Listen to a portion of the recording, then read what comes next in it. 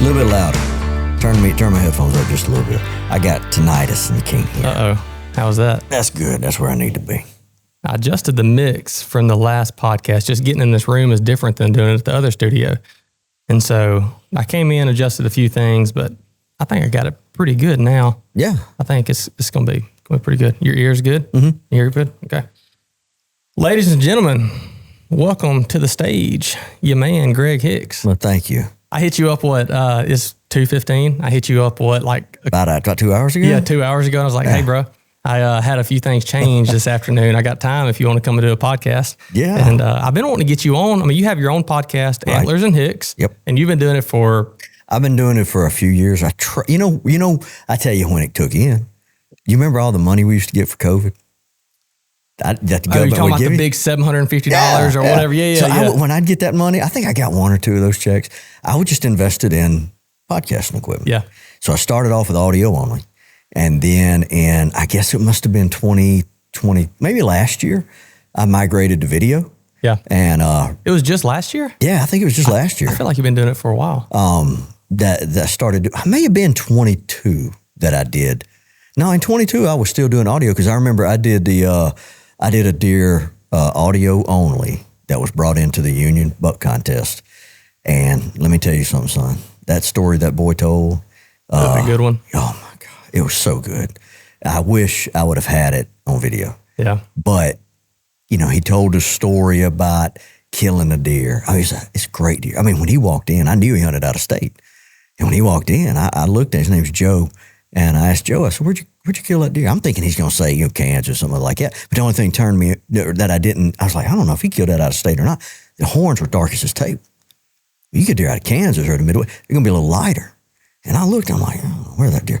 And he said, no, I killed that over in Lincoln Parish. I said, you kidding me? Mm. And let me tell you, that deer in that story, he talked about, he had a dream about his daddy and his granddaddy the night before he killed it. And I'm over here about to cry. Yeah. It was so good. But yeah, so we, after that went into video and, still doing it a little bit. I've gotten away from the long form content a little bit because just as well as I do, it's time consuming. Yeah. So I hit up a little, 10-minute thing, once a week or so. Just started that. Yeah. Kind of controversial topics. Yeah, but it's good though. You're doing it in a way though that's good, and it's appealing to everyone. So some of the stuff that you say, it may be controversial, but it's positive. I feel like I try to make it positive.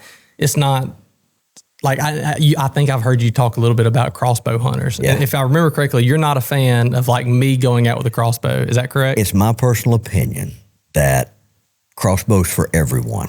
Yeah. I don't jive with it. You don't jive with crossbows for everyone? No, I don't. And I'll stand on that. That's my personal opinion.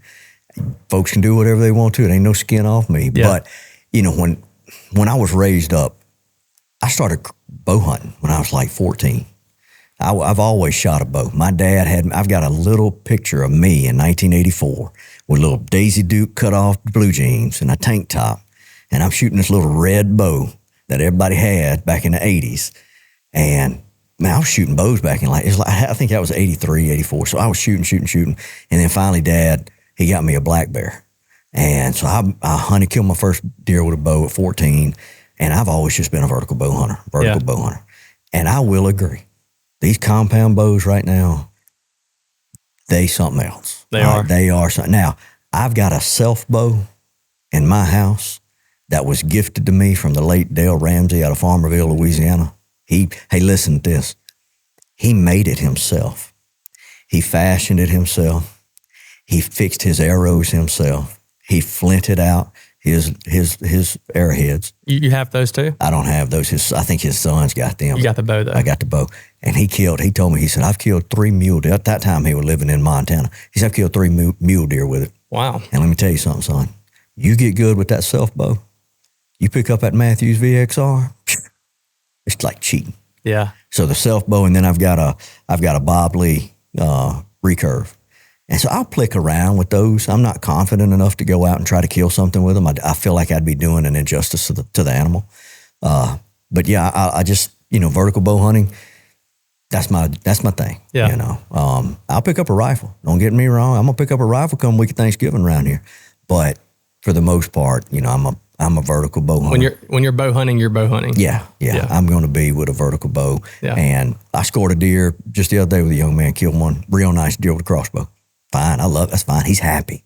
Yeah. But for Greg Hicks, it's just not me. Yeah. Well, see, and that's going back to the controversial method you have with your podcast and stuff. It may be controversial, but it's positive like that. Like you're not out there scoring deer and, pulling a tape up and be like, all right, well, here's a 6-inch brow tine. Here's a 8.5-inch G2. You shouldn't have shot him with a crossbow. You should have shot him with a compound. Right. Oh, no, sorry, that's the wrong measurement. Like, you're not going to being... I'm not going to browbeat nobody. Being salty, yeah. No. That's not how I roll. But my granddaddy shot a crossbow. And let me tell you, son, I'll never forget this. I called it the Grand Slam of Union Parish because he would go bow hunting. No, I take it back. He'd go squirrel hunting in the morning. When bow season took in and squirrel season took in, he'd go squirrel hunting that morning. He'd kill a limit of squirrels. And he'd go deer hunting that evening. He'd kill a deer. And I'm just like, man, because he was doing it. Yeah. And I think Dad ended up selling that old crossbow. That old crossbow, son, I'll never forget, 150-pound draw. And son, there wasn't no crank. Oh yeah. You had to muscle that thing up, and when you clicked it, the only way to uncock it was to fire it and shoot. And there was a lot of coons met their demise by that crossbow. You had to shoot it. Yeah, you had to shoot it to get back in. You uncock it, and so. Yeah. But them was some good days back in those days with him, my granddaddy. I agree that like crossbow hunting, I don't care. I think if people want to go out and they want to crossbow hunt, I think that's great. Me personally, I don't think we need a separate season. Like you've heard people say like, well, if you're not handicapped, because it used to be like growing up, which I'm 30, but I feel like, I don't know, just say 15, 20 years ago, which is crazy for me to even say that. But still, I feel like when I was younger, you had to be handicapped or something like that, or there was like some gray area. Yeah, it was handicap or over 60, 62, senior citizen, something like that. So you had to go and you had to meet those requirements. But then there were good old boys that didn't have a disability.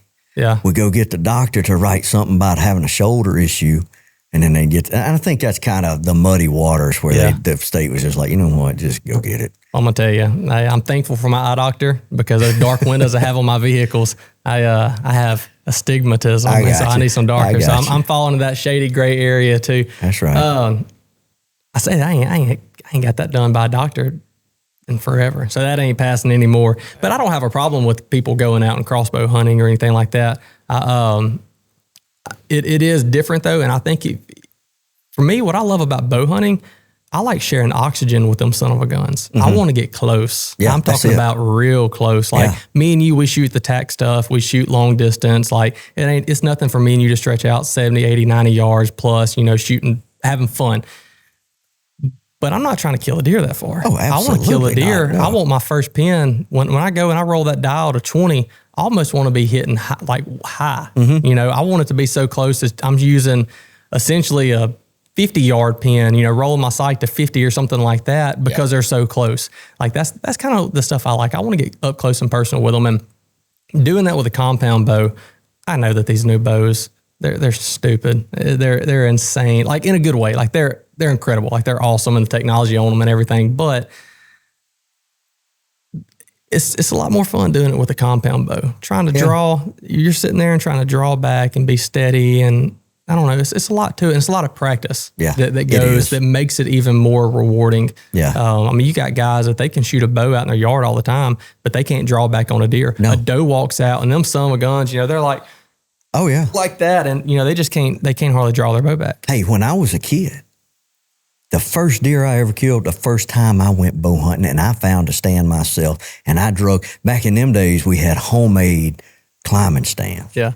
And, stands today weigh, about 15 pounds maybe? Or lighter, depending on what you get, if this thing wasn't 50 pounds, I ain't sitting in this chair.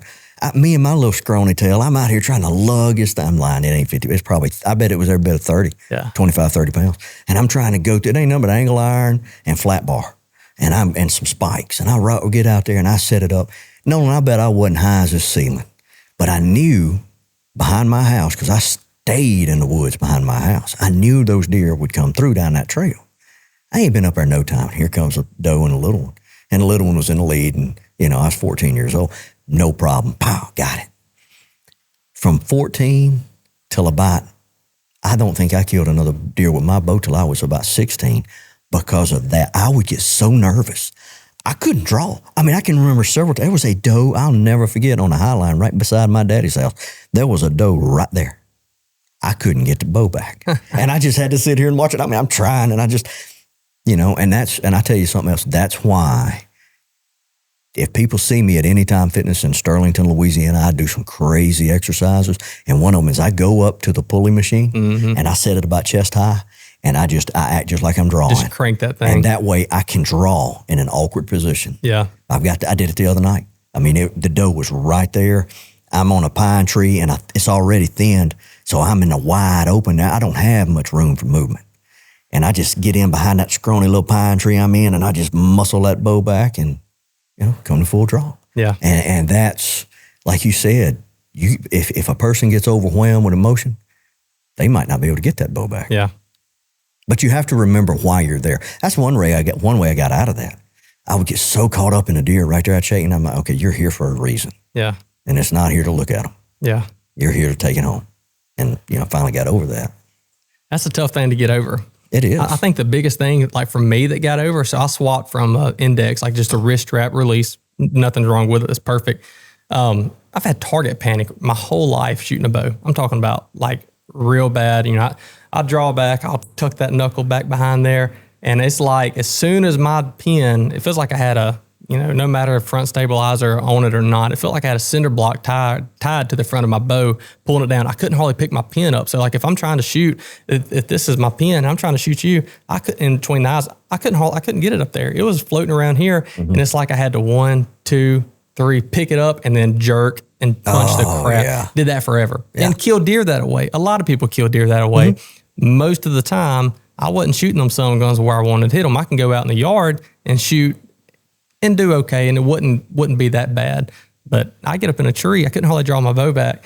And this is even, like 6 years ago, it was still that bad. 3 or 4 years ago, I swapped to a handheld release and I started going through. So John Dudley, he's got the School of Knock. And so I started going through that, and this is not a fix for everybody, but for me, I swapped to a different release. I went through and I paid attention to everything he said, tried to anyways. And I got that handheld release, and it's a thumb button, but just like a cheap True Fire or whatever at first. And I would just go and just do everything I could, just shooting just a big, block target.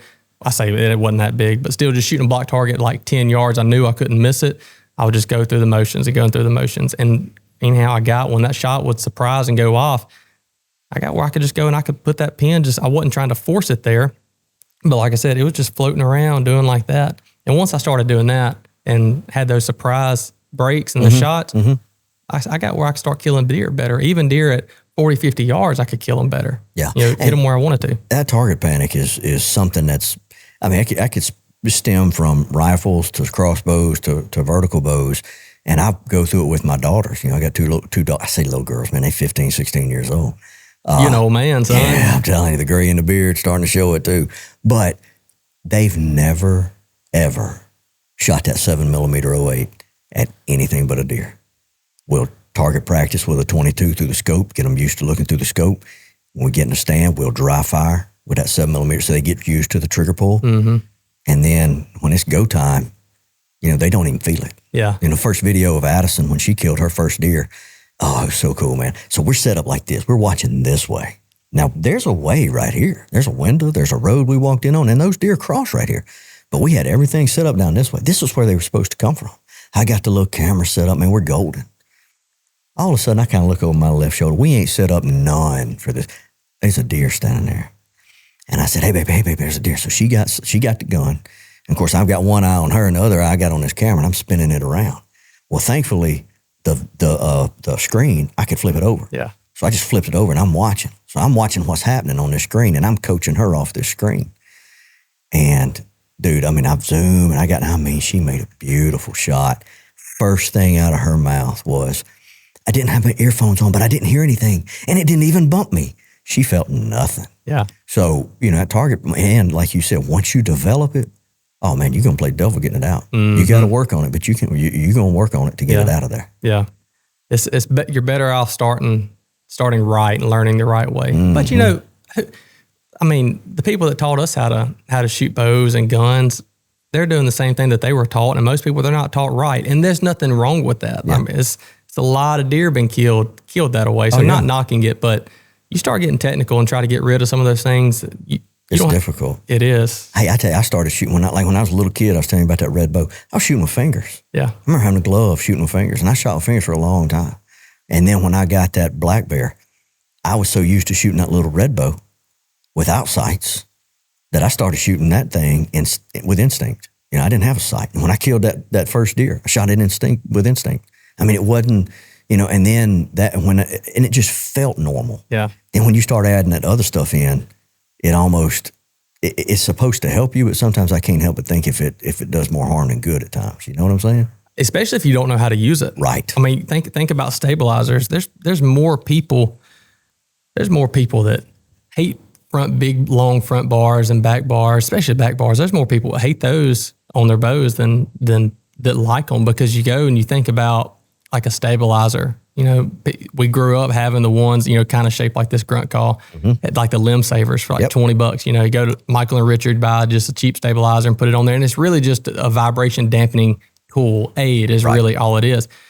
But you go and you get a 8, 10, or even like a 6-inch, one of those Matthews one, or like an 8 or 10-inch bar out front with some heavy weight. You don't know how to shoot with it, and you don't know how to you don't know how to use that aid. It'll mess with you, and it'll turn you off and get you where you don't like it. Yeah. Hey, I tell you what, I had to get used to my stabilizer. You believe when I bought that VXR, I didn't get a stabilizer with it, and I shot the first 2 tacks I ever shot without first 3. I shot Tennessee, Oklahoma. No, the last time I went to Oklahoma, I had a stabilizer. Tennessee and first Oklahoma, I never had a stabilizer. And I never shot with one. Yeah. And so when I got that bee stinger, it was different. I'm like, let me get used to this. And I got used to it over time. But I tell you, it's like anything else. People fuss and carry on about heavy guns or heavy bows, heavy. When you get that dude out there, if it's heavy, it ain't going to do this. Mm-mm. And that's what that stabilizer helps with. It gives you a little bit more weight in the right areas to where it stabilizes. It helps it stay where it's supposed to. Yeah, well, that's what I like about. So my back bar, I was talking with Corey Barr the other day, and he's like, "Man, do I want to get a back bar?" I was like, "I don't know. I don't know if you do or not. You just need to try it. You may not want any stabilizer. You may want to shoot a crossbow. I don't know. You do what you want to do. Greg Hicks approved. But no, go and I was like, you just want to go and just try it. Don't go buy it. Just go down to Spotted Dog and just get one of the bridge. He wanted the bridge lock one because he has the bridge lock bar on the front, and it's like an 8-inch or whatever. I was like, well, just go and just put one on the back and just see if you like it. Just shoot with it a good bit. I said, it's going to add some weight. I was like, but what I like to do is I like to have a decent bit of more weight on the back bar than I do the front. So like right now, my phase 4, I think I have 3 ounces.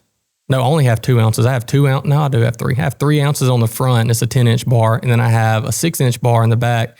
And I think I have 6 or 7 ounces on the back of it. I like it that the back of, sorry, I forgot to put my phone on Do Not Disturb.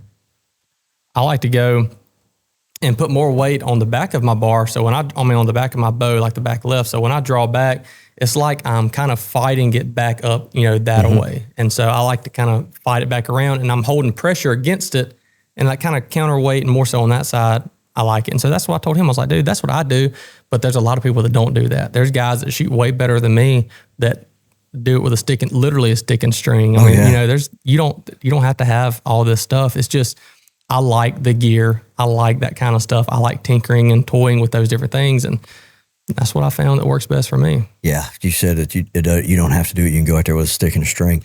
I scored a deer for a guy the other day. It's one of the best. He's one of the best trad shots I've ever met. I mean, a guy can shoot. I mean, he's flat out can shoot.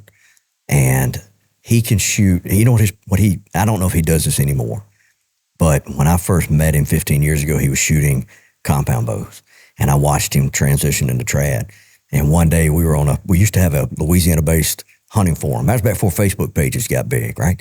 And it was called Bayou Bucks. And so Corey was on there. You were talking about this the other day. Yeah, Corey was on there. And he showed a picture of a handful of bumblebees. And those small game heads that come up for trad? Mm-hmm. He shot those bumblebees with his longbow, just floating around. And I'm like, you got to be kidding me, man. And dude is unreal. He can shoot. He's a good shot. good shot. And it, like you say, you can get it done with just a stick and a string. Yeah. It's fun to go and do that kind of stuff. Like the tinkering, toiling with different things is fun. Got the new bow that I'll be shooting for this coming up season. If it'll hurry up and come in, season's already started. But I'm getting the new Hoyt, the new carbon Hoyt. And anyhow, there's a few little minor changes that so far that they've told me. They haven't told me the big stuff yet, and I'll share it with you after that. Hopefully we'll post this episode before it comes out. I think we got 2 weeks left before the Hoyt comes out. Okay. But that and the new Matthews, they're slick. Yeah. I'm excited about this year. I was excited about, you get excited about it every year. Yeah. Last year I wasn't as excited for whatever reason, but this year, based off some of the stuff, I'm pretty stoked about it. You know, are you talking about getting excited about hunting season? Not hunting season, just the new bows that are coming out. Yeah, because they come out with a new bow every year. And you know, the Matthew, they're a bow company. They got to sell bows. Absolutely. And so they're marketing. They're doing the same thing that you and I are doing for a living, you know. They got to make that bow the very best thing possible. And it's way better than last year's. And a lot of times it's not, but they got to push it that way. And they are improvements, but, you know, justifiably to what extent. And but this year, I'm excited about the bows. Let me tell you something about me. You don't know this. I'm tight as skin on a weenie. Okay, I won't spend no money if I ain't got to. And I shot, when I get a bow, it's like a woman. I'm going to keep that rascal around for as long as I can. And I shot the old monster for years. It's the first monster came out. I got it the year after. Old boy wanted to upgrade, so he sold me that one. And man, I shot 3 or 4 strings off that thing. I mean, kept it, loved it. The main reason is because I didn't want to buy a new bow, and I knew not to go shoot no new bow. Yeah, don't. If you don't want to buy it, and don't go. So you're shooting the VXR? Shooting the VXR. I walked in a spotted dog to get a string or something put on the monster, and I saw the VXR. It was up. Richard had it up there somewhere, and I was like, "Is that a toy?" And he was like, "What?" I'm like, "Is it a toy?" I said, "Man, look at them cams on that thing. Hell, they big as my head." And he's like, "No, it's real." He said, "You gonna shoot it?" I'm like, "No, I ain't gonna shoot. No, come on, shoot." And I shot it. And 2 weeks later, I called him. I said, "Put one on order. I got to have one." Was it did you get the 27? 28. Or the 28? Yeah. When did they go to the 20? Did they even do a 27 or was it just a 28? At that time, I knew they went like 28 and 33 maybe. Yeah, something. And maybe the V3 was a 27 and a 31 or something like that maybe. Yeah. I may be remembering that wrong, but 27, 28, and that's short. And that's what you're still shooting now. Yeah, that's what I shoot now. So my Phase 4, so the V3X, the year I got the V3X, and that's the same thing. Before I started doing the stuff with Spotted Dog, I shot the same old Matthews Creed forever, and I shot a PSE. First bow was a PSE Nova. Some gun was like trying to draw back. I remember being in Felsenthal, and I'm telling you, it's like trying to pick up this table as like a 12-year-old. Like it just wasn't happening. Yeah. I mean, I remember sitting up on a ridge, and I was in it's API, Grand Slam Climber is what I was in. No safety harness, anything, just freaking stupid. And of course, I was like, again, 12, 13, something like that. And I remember sitting there hunting.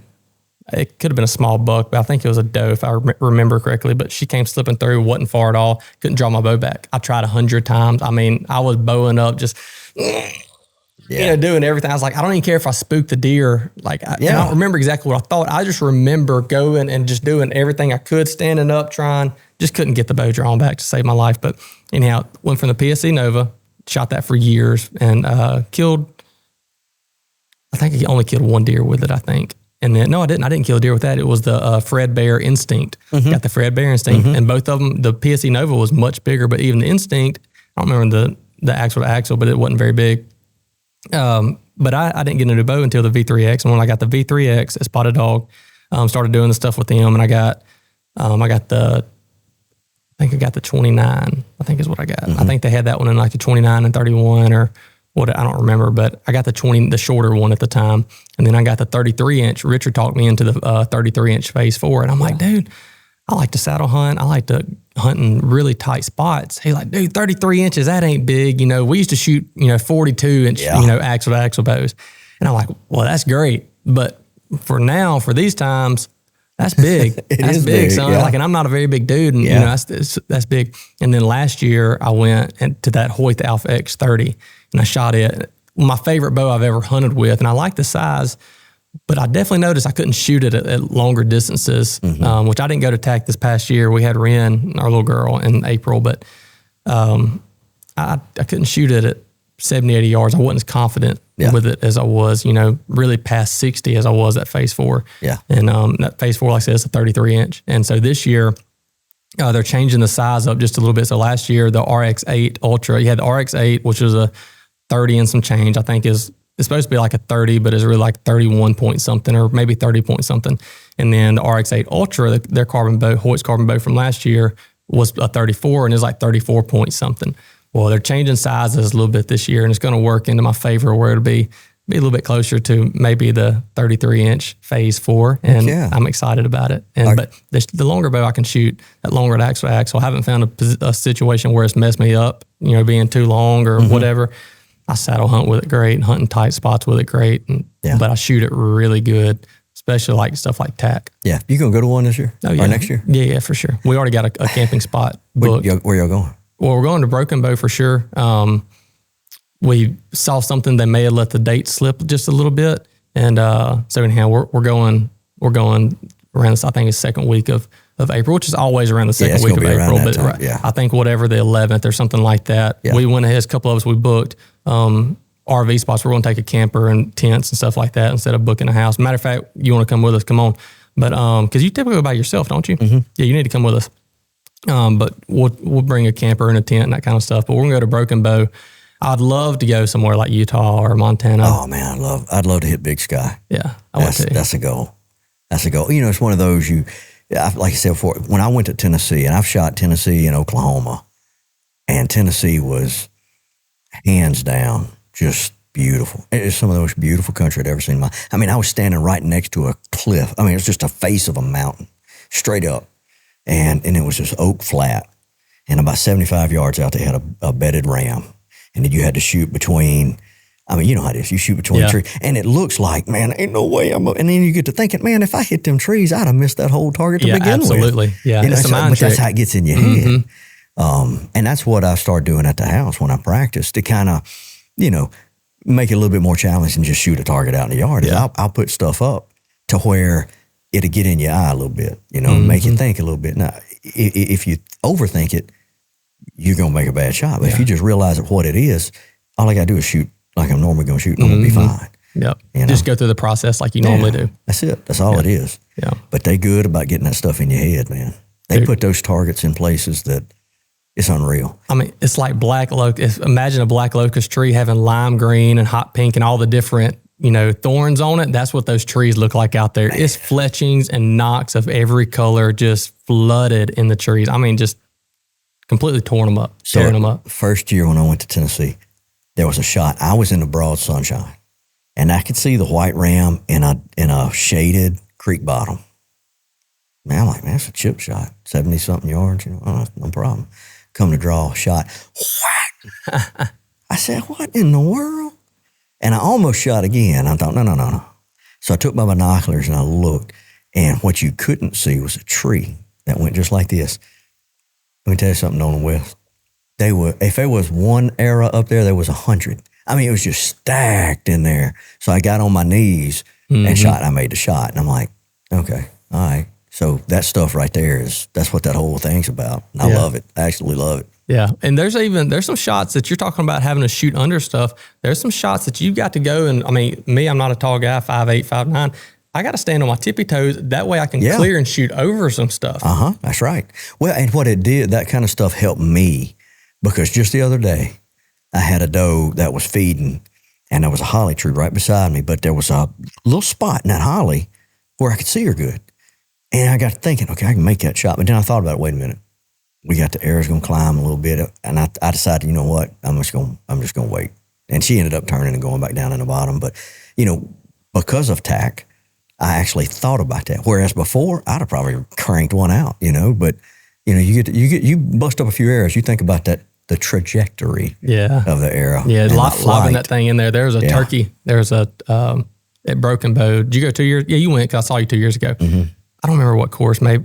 Whatever course. There was a turkey, just like a Jake decoy. Definitely not a decoy. Target back behind a log. Do you remember that one? Did you shoot that course? It wasn't very far, maybe like 40 yards or something. It wasn't very far. But you could just barely see the top of his back maybe and had a log in front of him. Yeah, I remember that shot. everybody was shooting over it, just shooting and just, because they were aiming. You got to aim at that log. Yeah, well, everybody was aiming at the top of the log. And so, there's just shooting, just trying to barely miss a log, where they're shooting and just clipping the log and it's ricocheting up or, hitting some trees behind it or whatever. And I was like, well, I'm going to shoot and it's going to lob down in there.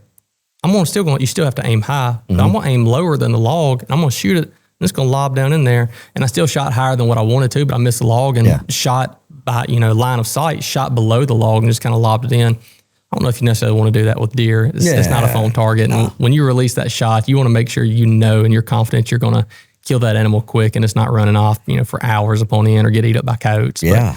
Yeah. We were out there and it was on top of a mountain. I was by myself and wind was blowing left to right. It's 99 yards to this moose. And so I put it, and it was facing this way, so I put it on the front shoulder and I shot. Small, like the third? Yeah. And I hit it in the hip. And I'm like, golly, that was awful. Well, I said that wind pushed it. So then I walked about another, I don't know how far I walked, not far. Wind, same open spot, wind still blowing. And at 115 yards was a lion. And I said, all right, let's play this game. So I aimed at the hip on that lion and I've let it go. And I'm watching this arrow fly way toward that hip. And about halfway down, you just see it start fading in. And it faded right into that. And I'm like, my goodness gracious. And it kind of teaches you about how wind actually does affect your shots in some aspect. Yeah, and that's the fun stuff I like messing with. Like we're talking about the front bars and back bars and the sights. Or do you shoot a fixed pin? Do you use a movable sight? If you shoot a movable sight, are you shooting a single post with one pin? Or are you shooting where you still have multiple pins or one vertical post with multiple dots and pins on that? I just like tinkering with that kind of stuff and talking about like arrow weights and different things. I've shot the heavy full metal jackets, and you don't have to shoot them heavy, but I've shot full metal jackets where I've gotten them heavy. And dude, last year, 240-something pound Kansas buck just blew through him with a 405 grain Easton Axis. Really? And just crazy light. And I'm doing the same thing this year. Yeah. I've been shooting the Rip TKOs for years. And last year with that Hoyt, they're like, hey, shoot the Axis just for content sake. And I was like, okay. And great arrow. Absolutely love them. The only difference I've noticed between the Easton Axis and the Rip TKOs, just like durability. When you go to tack, because you're going to miss. Oh, absolutely. Like you're absolutely going to miss. And so when you go and you shoot and you miss and you hit him say you hit the target, but you hit him in the leg, or you miss him and hits a rock or a tree or whatever, you may lose your insert, but those Rip TKOs, I don't know if they make a more, unless you're shooting wrought iron, I don't think they make a more durable arrow. Yeah, they're some durable. I agree with that. Crazy durable, but I'm doing the same thing this year. I'm going to go back just real light. May not do the 405. I don't know, but I'm going to go back light. I pulled another dozen of the Rip TKOs yesterday from Spotted Dog. Okay. And so I'm going to build them crazy light and do it all over again. There you go. Yeah. Dude, did you listen to the last episode? We had old Cuz on here. I listened to a little bit of it. Hadn't had a chance to get it all the way through. Was it that bad? No. Look, and this is my man. About an hour and a half, I'm good on a podcast because 30 minutes to work, 30 minutes home. I can catch it. Man, I was just thinking the other day, I go to listen to Joe Rogan. And I'm like, man, and Sean Ryan. Yeah. I'm like, man, I can't do 4 hours.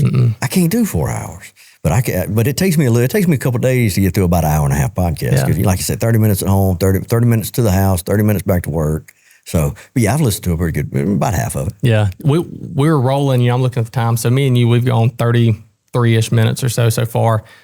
That song struck an hour and a half. And I'm like, we still got a ways to go. Yeah. And then we hit 2 hours. Well, I noticed it was 2 hours.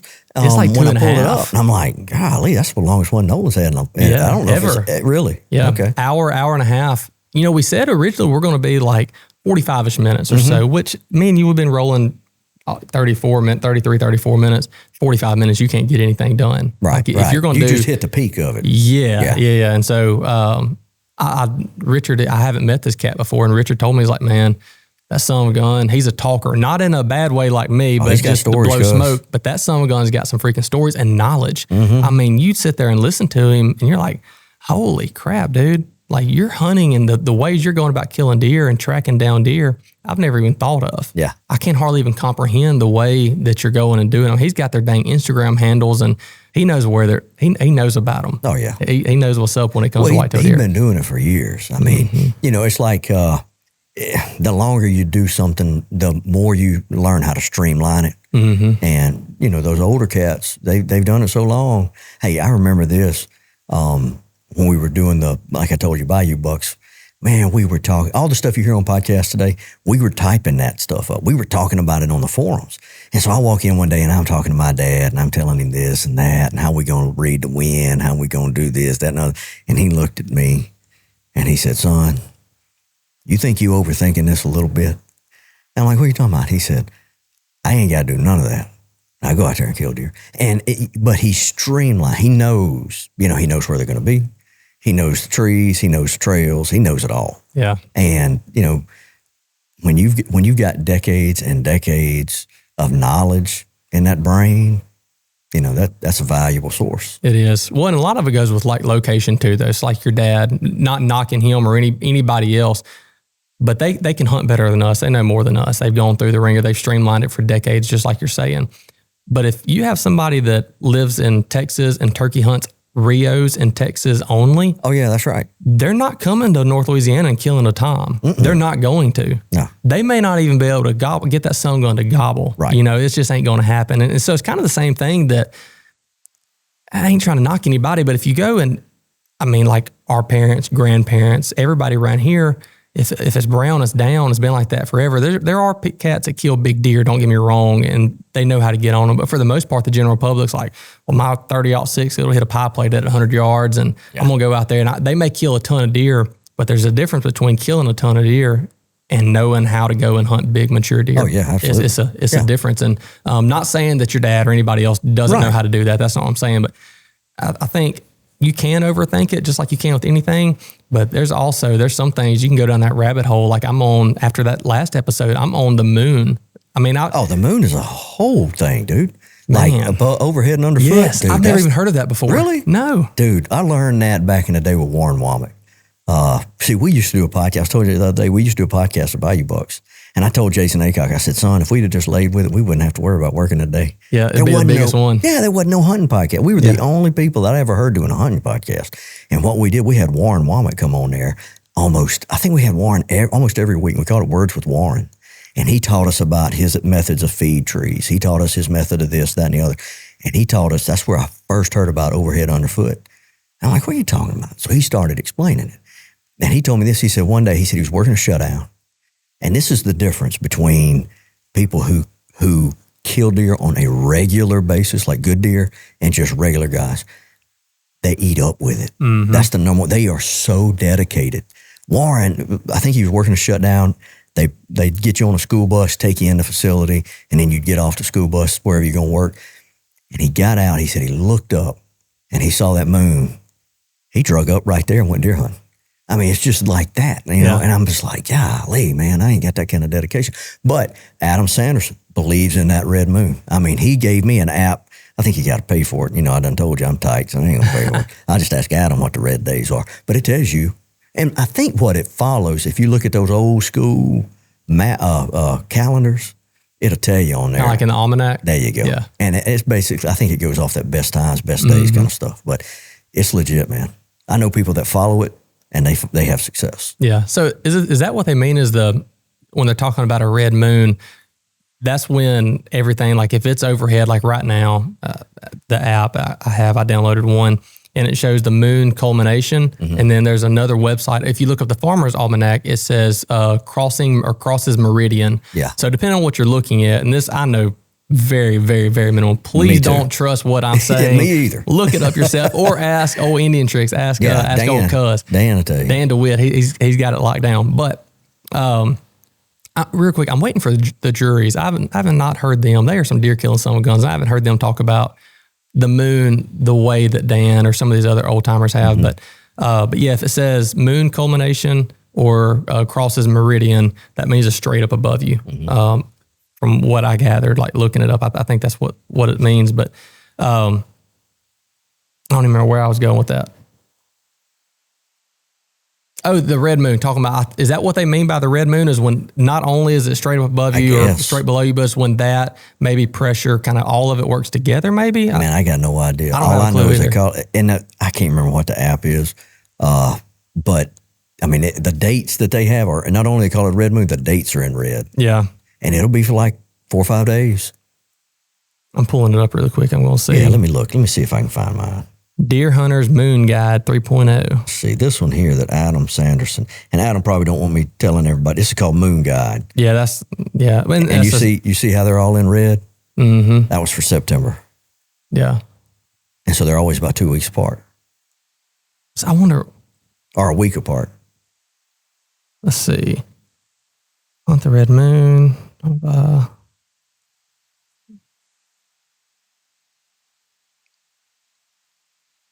But they, when Warren was talking about that, there were several other guys that had just started doing that sang its praises. Says, yeah, that's the thing. That's the legit thing. Yeah. Of course, just like anything else. I mean, you got to be hunting to kill big deer or any deer. So just saying I'm not going to hunt unless it's a red moon, that's kind of, facetious. Get out there and hunt when you can. Yeah. So it's, targeting is a very specific handful of days each month, the red moon days, when the overhead and underfoot moon times coincide with prime times for deer movement. So so deer naturally, you're going to hunt in the morning and you're going to hunt in the evening. Mm-hmm. You're not going to go and hunt much from just say 11 to 2. You're going to hunt from, get in there an hour before daylight, hunt till if you're really mad at them and you got a big deer and you got more than enough time and you don't have a family to get back to or something else to go do. Yep. Then you're going to hunt about 10 a.m. or so, something around there, 9, 10 o'clock in the morning. Then you can get down, go, take care of your business, get some lunch, whatever you need to do. And you're going to be back out there by 2 o'clock and you're going to hunt till dark, something like that. If you have, from what I'm gathering by that, what I understand based off of that is if the pressure looks like it's going to be right, if deer are going to move more in the morning or in the afternoon, like I was getting at just then, if deer are moving more in the morning and the afternoon naturally, like right after sunset or sunrise or right before sunset, and you have the moon straight overhead or underfoot around that time, I'm thinking that's what they're talking about, a red moon. Yeah. I don't think they call it red moon because blood and killing it. Because it ain't actually turning to red. Like there is a red moon, but that's not. No. That ain't it. That ain't what they're talking about. But I tell you this, I have during full moon, I've noted, this is just me personally, right at first daylight, that's when I've seen some big deer slipping back into bed. It's like the moon caught them and like, oh no, it's daylight. And then they're slipping. Might not see anything the rest of that morning, but that, around that 12, 1 o'clock, 2 o'clock, I've had a little luck. Now, maybe not with big deer, but just deer. Yeah. I've seen deer movement. But it just goes back to, man, you got to hunt. Whatever you can get in the woods, you got to go. Well, especially these days, like most people don't have a job that you can just take off early every day and go hunt. Like most people just don't have that. And so you just got to go. The only thing is make sure you're make sure you're not, if the weather sucks and it's hot or whatever and you still want to go hunting, just make sure you're not doing yourself a disservice by going with the bad wind. Yeah. You don't want to do that. Other than that, who gives a crap about the weather or the moon? Yeah. Just and hunt. That's the good part about mobile hunting. You can adjust to that wind. You can stay in the same area, but you can go on this side of the tree or that side of the tree. Now I tell you what I don't like. I don't like hunting with the sun in my face. I don't like that at all.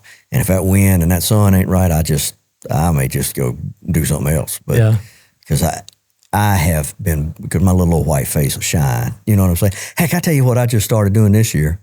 I've gotten busted twice this year. And I started wearing a face mask. I never wore a face mask. Didn't put no paint on my face, nothing. And I got tired of getting busted, so I started wearing a face mask. I got to be seeing something.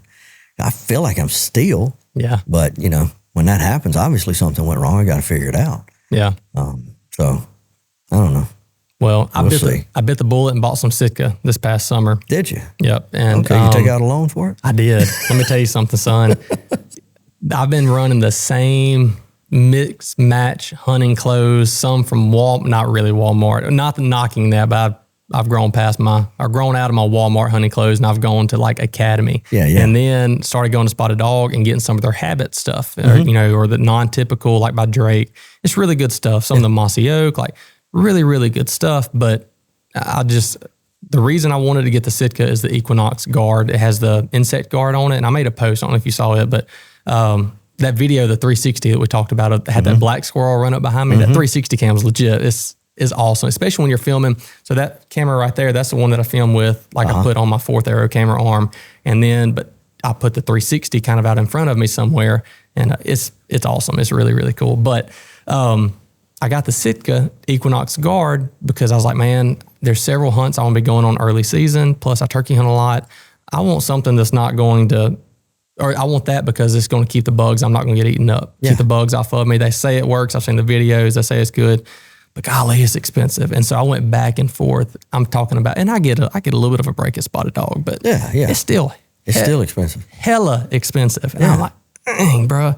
Dude, I'm kicking myself in the freaking face for not buying it years ago. First of all, the camo pattern is absolutely stupid. Once you hear about how they went and engineered, like scientifically made that pattern, it looks good to me and you, but it doesn't look better than Bottomland at all. And not knocking Bottomland, it's great. But the depth and the layers that they have the Sitka patterns, it just, because deer, their pupils, their eyes, everything's different than what they see things in a different perspective and manner than we do. And it's awesome. It's great from the camouflage and breaking you up and keeping you unnoticed. Mm-hmm. But dude, that bug guard, that Equinox bug guard, insect shield or whatever, it's insane. But it has the face mask. That's what I'm getting at. Long way. I'm like Donald Trump weaving in and out of the conversation. Still trying to finish the episode with him and Joe Rogan. It's 3 hours and I ain't even come close to finishing yet. I started it yesterday, and after the 5 minutes of ads before I just was like, I got to try this some other time. Oh, Joe, he made more money from that first 5 minutes of ads than me and you'll make in a couple years or in many years. Yeah, you guys sell a lot of lumber and house plans to do that, baby. Or get me to start paying you more than 50 cents to come on and do these podcasts, one or the other. So pick your poison. Yeah. But that bug, tell me about that face mask. The face mask, that's what it is. Dude, that freaking face mask, man, it is awesome. It's sewn into it, and so it loosely sits up under your neck if you don't want to wear it. So you can go and put the hood on. You can hear out of it really good. Typically, if you wear a beanie or toboggan or put your hood on, you can't hear. It's rubbing at your ears. You don't hardly have that at all on this. Like it's designed really good. And then it has the face mask built into it. And you just stick it up over your nose. Okay. Covers your whole face, everything down, and it's sewn in down here. Mm-hmm. And so you only have your eyes sticking out and it forms to your eyes real good. I think one of my buddies, he's a little bit younger and he likes to Snapchat. And he'll Snapchat pictures from the stand. I think that's what he's got. He's a little Asian fella and he's got these little eyes. And I said, dude, you look like a hunting ninja out there, man. He's cool though. He's a killer, man. He's a killer. He used Ninja Stars or Crossbow. He's a Crossbow. No. He's a vertical guy. He got him a new Matthews this year. Nice. Just got it the other day. But you know what I use? What I wear? You're gonna laugh at me when I tell you what I wear. No, I ain't. Lay it on me. I found this camouflage years and years and years and years ago, and I thought it was the coolest pattern. And then I couldn't find it anymore. That was back when they had Harper's Army Surplus store. That's where we always used to get our camouflage. You go to the Army Surplus store and you get you some old camo, BDU camo and this and that. And I found I'll never forget, it was a handkerchief. And it was this camo and it was the smoothest looking camo. And I couldn't find it anymore. And then one day I'm searching Google and I saw it.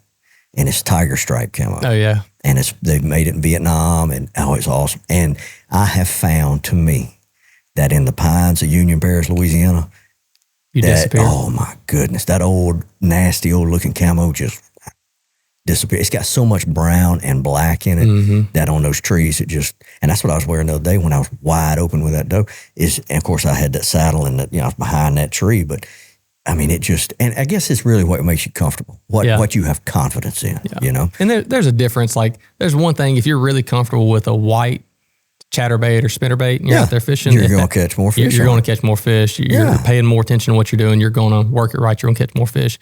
That's true up to a certain extent with camouflage. But talking about like the moon, you start really looking into the moon, you start looking into other things. And I'm all about the gimmicks and the quick ways to the top. They're never going to work, and I know that. I know they're not going to. But if you could tell me, hey, Nolan, if you want to go and you want to be more creative, a videographer and photographer, or you want to shoot your bow better, you got to start doing goat yoga or something for 45 minutes every morning. I may only try it once, but I'm going to try it, and I'm going to go shoot my bow and see if I can shoot any better. And if not, I'm going to disregard it and move on. So I'm all about that kind of stuff. But they like the UV, even some of the, different laundry detergents that are scent free. There's laundry detergents that knock at UV down. Yeah, you can go and get some of that stuff, and kind of goes back to the pattern that Sitka made, and other people make them, but the Sitka pattern, I heard that guy, one of their engineers or scientists or whatever, who helped make the new cover pattern. I think he was on the Southern Outdoorsman podcast. You listen to that one? Which one? Southern Outdoorsman. Yeah, I listen to Southern Outdoorsman, but I don't know which episode you're talking about. It was a while, several weeks ago, or even a couple months ago at this point, probably. That new Sitka cover pattern's been out for a while. Okay. But it was the guy who helped make that. Mm-hmm. It was two people on, and he helped make that, and he was talking about like the methods through it all. But he was saying that there's no UV in any of the Sitka clothing, and deer can pick up. It's reflective, and so deer can pick up on that.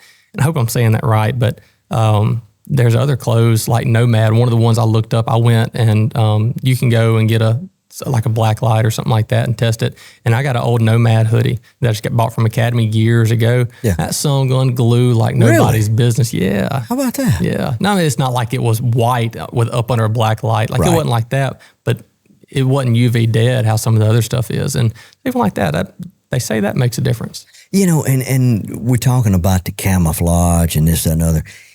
And then we think about, you see old pictures of old timers that killed all these deer and they got on flannel. Mm-hmm. There wasn't no camouflage. And then you start seeing that old school, I don't even know what they call it, the old patchy camo, that like Drake did. I mean, it's just, you know, it's the evolution of hunting as far as the stuff that it takes is interesting. You know, it's interesting because, you know, you see Fred Bear, he killed everything in North America except a human being and Bigfoot and a Black Panther. Yeah, that's only 3. Yeah, but he goes out there with a fedora on and some flannel. Red and black flannel. Yeah, and he's knocking them out, man. Well, the same podcast, they said that deer see red the least, you know, red, orange, that kind of stuff. That's why we have hunter's orange and that. They say that it's just gray to deer. They can't see it.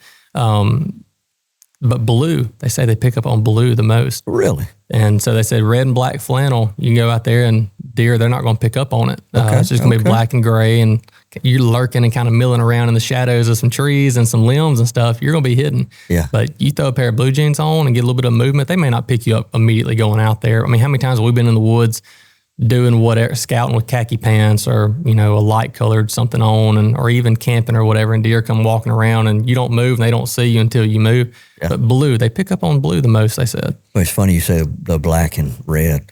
Biggest deer I ever killed in my life.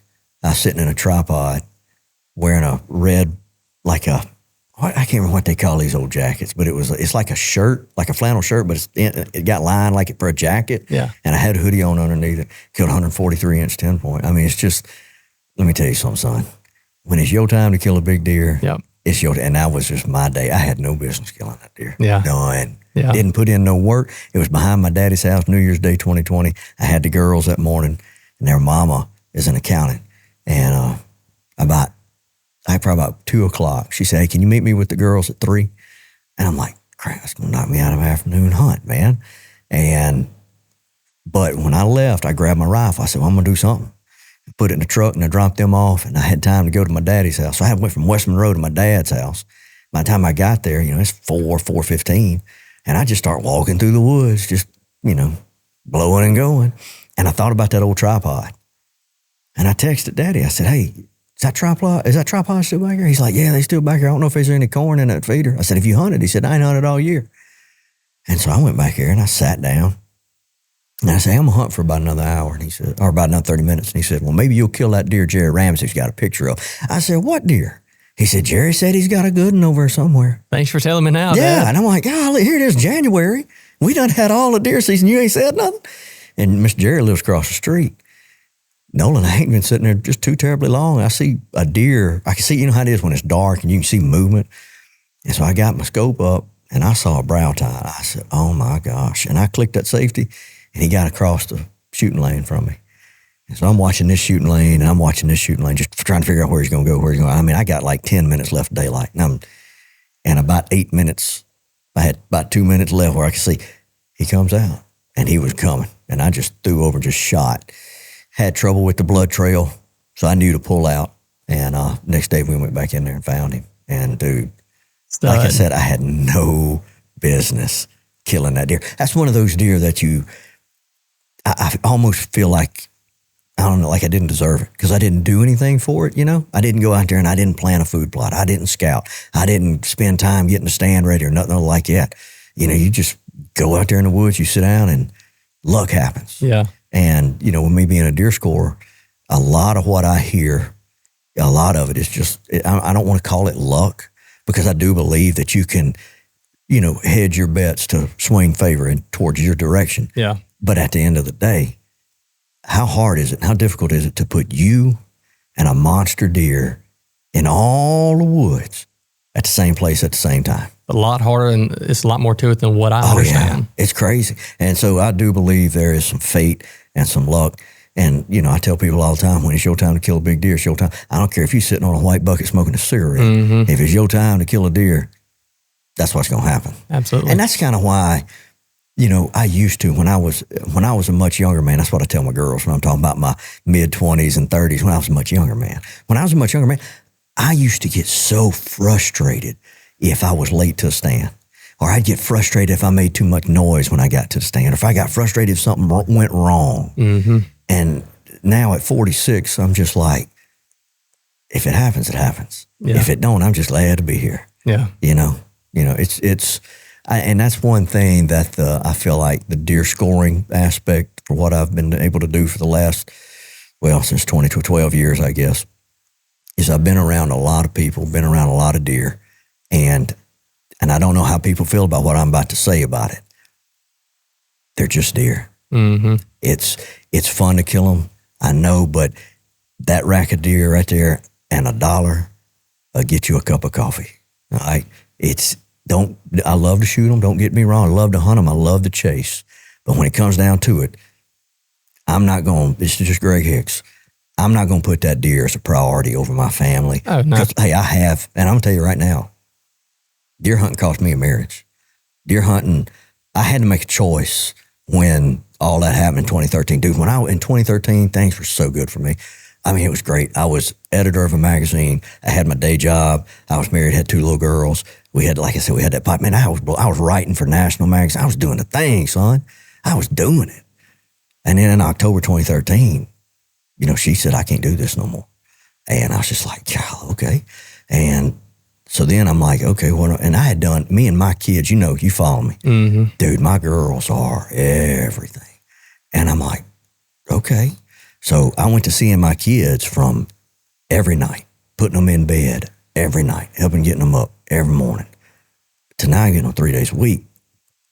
And I'm like, phew. And so you lay in bed at night, you're thinking, I did this deer hunting. I put too much emphasis on hunting, and my duties as a husband, as a daddy, kind of slipped.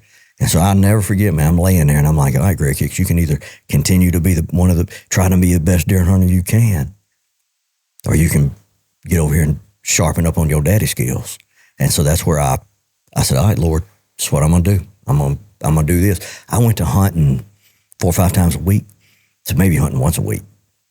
Our schedule was messed up because it was messed up. It's different from everybody else because the schedule with the girls was I got them on like Thursday, Friday, and Sunday. Well, we hunting Saturday and Sunday. That cut a lot of time out. Mm-hmm. But to be able to see them, that's what I did.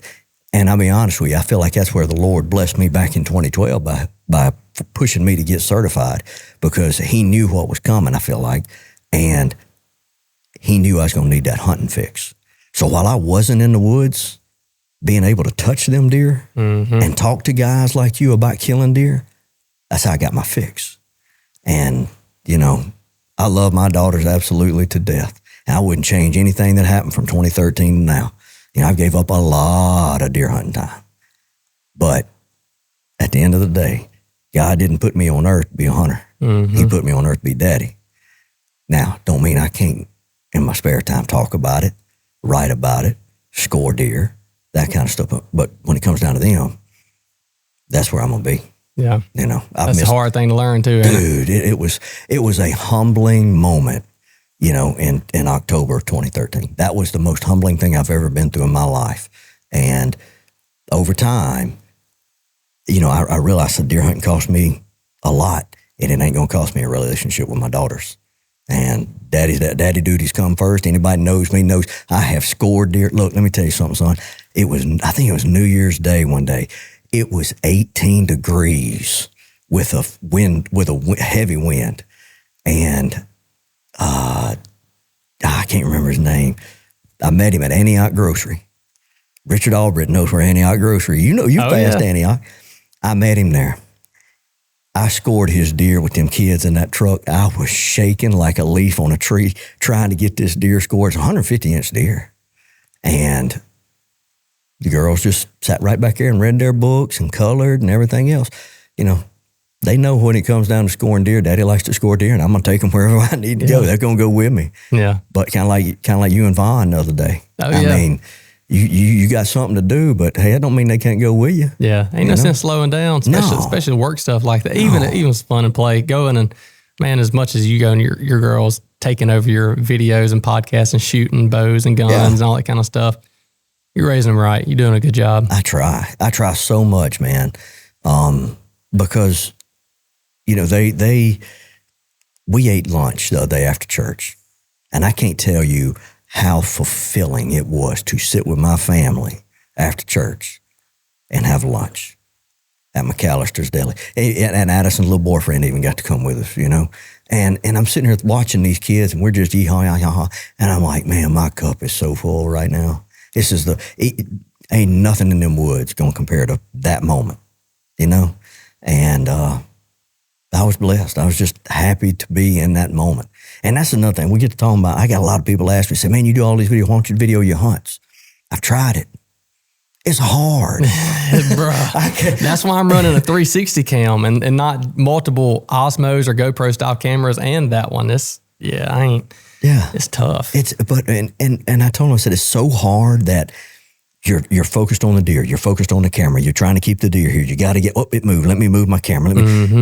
And it took away from me trying to be in that moment. Yeah. Because that moment's what you're there for. Yeah. You know, and that's why I'm just like, I want to video them, but if it takes away from my feeling, my overall, just the feeling of accomplishment, I don't think it's worth it for me. Yeah. I can't do that. It's not me either. And I do film my hunts. But hats off to you, because that curse of the camera is a real deal. It is. Well, it is. I've missed on multiple good deer up in Kansas, and but because of that, you just couldn't get them on film. So that 160 something I killed 2 years ago, that non-typical looking one. Did you see a picture? Yeah. So that deer.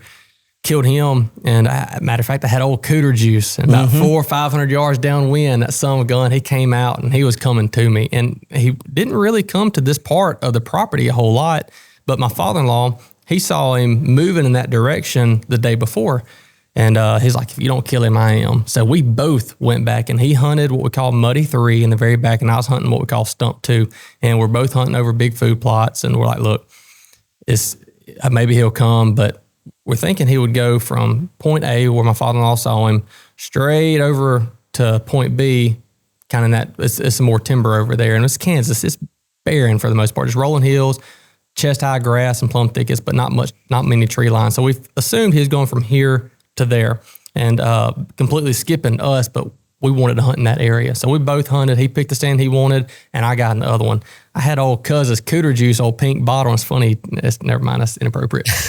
But he had old Cuz's cooter juice. I kind of think I know where you were going. Yeah. And I forget that we have young kids. I don't need to be saying that anyways, but had old Cuz's cooter juice out. And I didn't know that Dan at all. I had no clue. Yeah. I just knew Michael and Richard. They're like, that and that Seymour deer and that Rookham stuff.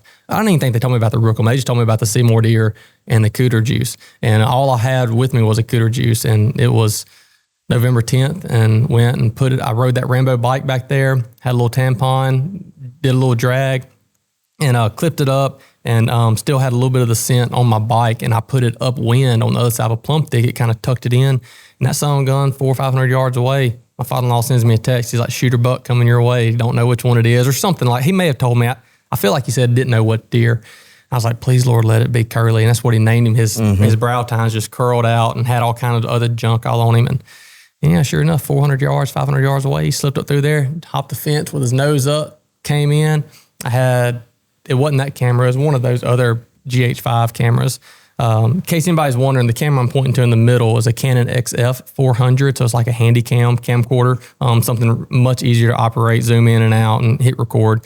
And then the two cameras on the side, older Panasonic GH5s, but they work great, incredible cameras. But that's what I was filming with, was one of these GH5s. And I I was hunting a stump blind. Well, the windows on them, they're not that big at all. Not at all, especially trying to bow hunt out of one. They're to rifle hunt. Well, I'm hunting this food plot. The deer comes over and had a feeder out there, and he came. I was going to shoot him at the feeder. Well, I looked, and the camera was blocking part, or the window was blocking part of him, because I went and got a position thinking I'm going to shoot him out there. He didn't stop, which I wasn't trying to stop him. So then I had to reposition the camera again. Mm-hmm. So this is the second time I've had to move it. The second time I had to move it. And I went to draw back. We took a few steps. He is out of that window. So I eased down. I wasn't all the way drawn back. I just started to ease down, move the camera on the whole tripod, shifted it over to the other window, and he is walking away from me. And I'm like, oh, dear Lord, please don't let me miss this deer. Like, Lord, I'll never video again. Yeah. Even for a living, I won't video. Yeah. Just let me kill this deer, that kind of thing. And he gets out there, and he's kind of quartering away, and I finally got the camera on him and shoot him, and it shot him a little too far back, rushed it, and didn't run 60 yards and died, but found him the next morning. But that was 3 times right there that I missed an opportunity to kill that deer. And that was a 160-something inch Kansas deer 2 years ago. Last year, that 163 shot him. I didn't even have it other than my cell phone, and it was turned off or on Do Not Disturb in my pocket. Did not even have a camera in there with me. None. I was like, I ain't doing it. I agree. I'm not doing it again. It's, I don't know, man. It's like when you go out to Kansas, you only have a small window of opportunity. You don't want, like what you just said, you don't want that to happen. Yeah. And you want to get the footage, because that's just in you. You're a videographer. I'm a writer. That's your thing.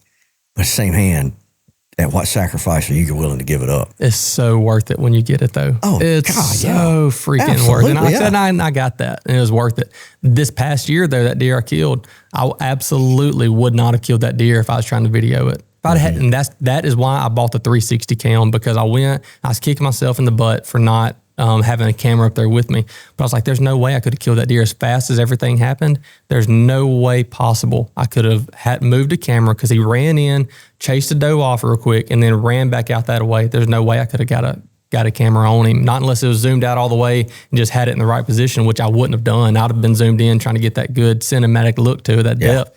I wouldn't have got the shot, and I wouldn't have shot the deer, or just wouldn't have got it on film. But now, I tell you what I do like filming is my daughter's hunts. Yeah. And the main reason, so that I know where they hit the deer. Yeah. That way, I did that one of my bow shots 2 years ago. I shot one. He was a little farther than what I wanted to shoot him. He was 45, and my shot was just, when I shot, I knew, as soon as I shot, he took a step, and I knew I caught that last rib, or I thought I did. And I just pulled the phone out, and I backed it up and zoomed it in, and I could see, and I said, okay, and I just left. Yeah. And me and Gary Cobb went back the next day and found that deer no problem. He was on his liver shot. Mm-hmm. He was about, probably about 60 yards in the wood. Have I went out there and looked for him? That dude went clear across the prairie. Oh, for sure. I'm going to show you this really quick. This is talking about the liver shot of the 60 yards.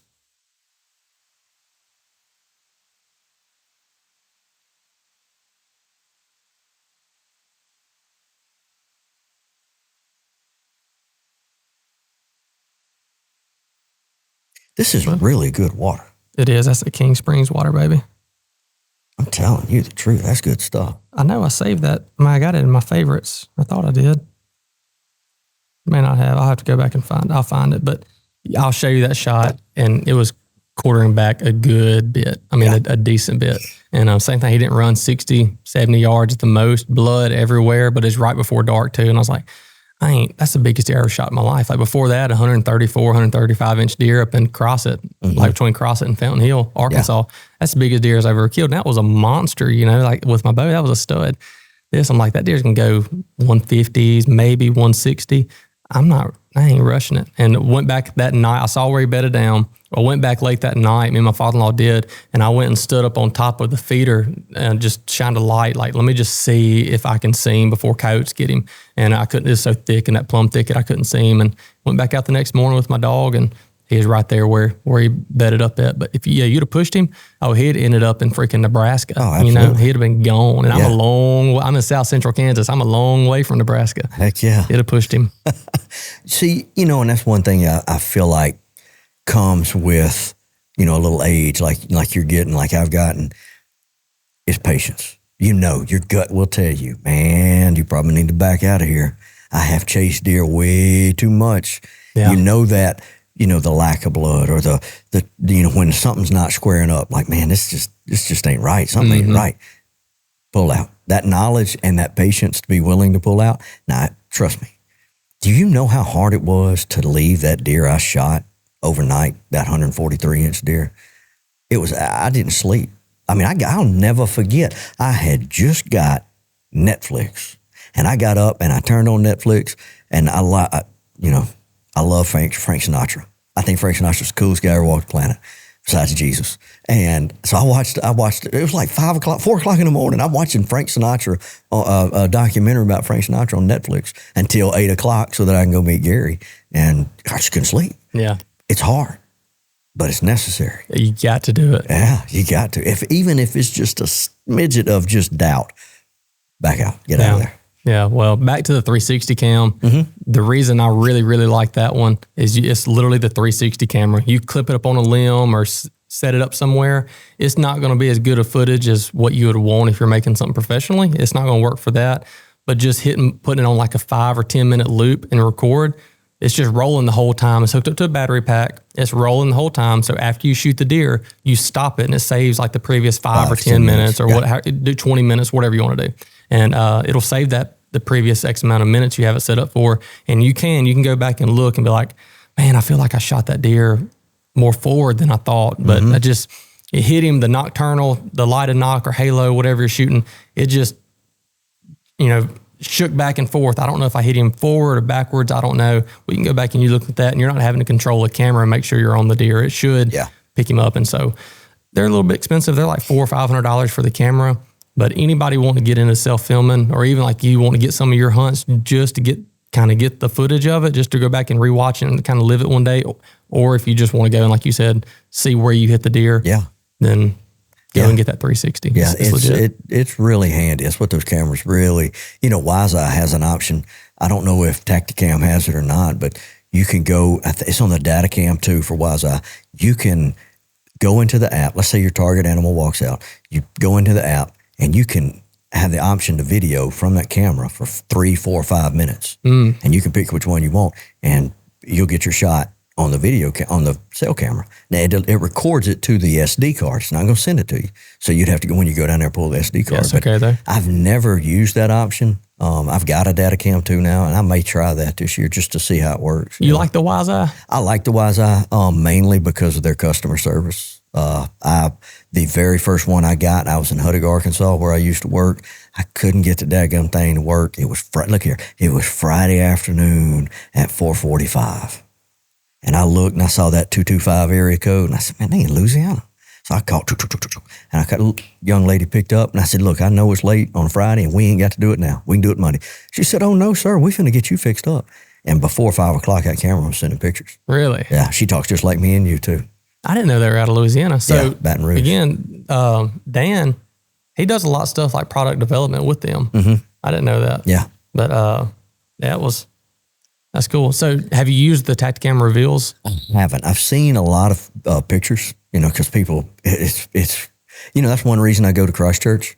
And I hate to even say it like this, because I know if I go to church where people know me, like in Union Parish, I'm going to get bombarded with, "Hey man, look at this deer, look at and I kind of don't. So I go to church at Christchurch, but I get bombarded during the week with people. "Hey man, let me show you." Because now that I work at Reed's, I see everybody. Yeah. And they'll be like, "Hey man, look at my picture." And I love it. Don't get me wrong.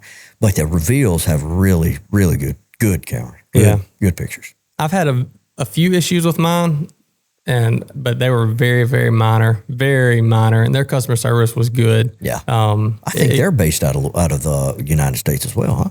Yeah. If you call customer service, you're talking to someone in the U.S. Yeah, absolutely. But the Wi-Fi, I don't know much about those, but I've heard good things about them. Yeah, I've got 2. I can't remember what on here. I've just got original and then DC2. That's what my names of them are. But the original one, it still sends pictures great. Everything's fine with it. The biggest thing I don't like about the new Datacam 2 that Wi-Fi has is it takes 12 AA batteries, where the other one takes 8.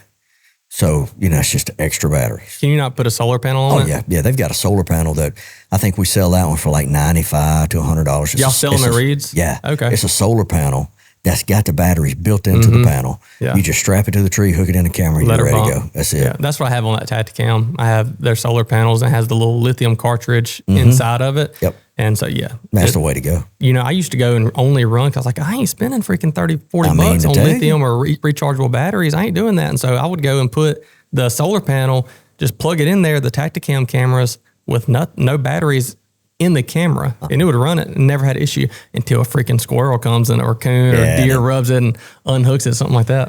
Well, I was sitting there and I looked at that when I saw the price of the solar panel. I was like, good Lord. Well, then I go over and I look at the price of batteries and I'm like, hold on now. I said, that's going to pay for itself in a year.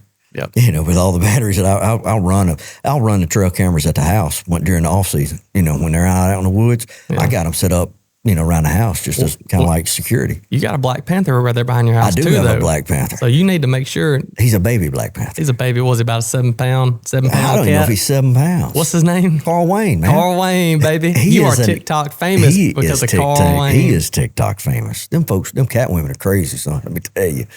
They love some Carl Wayne.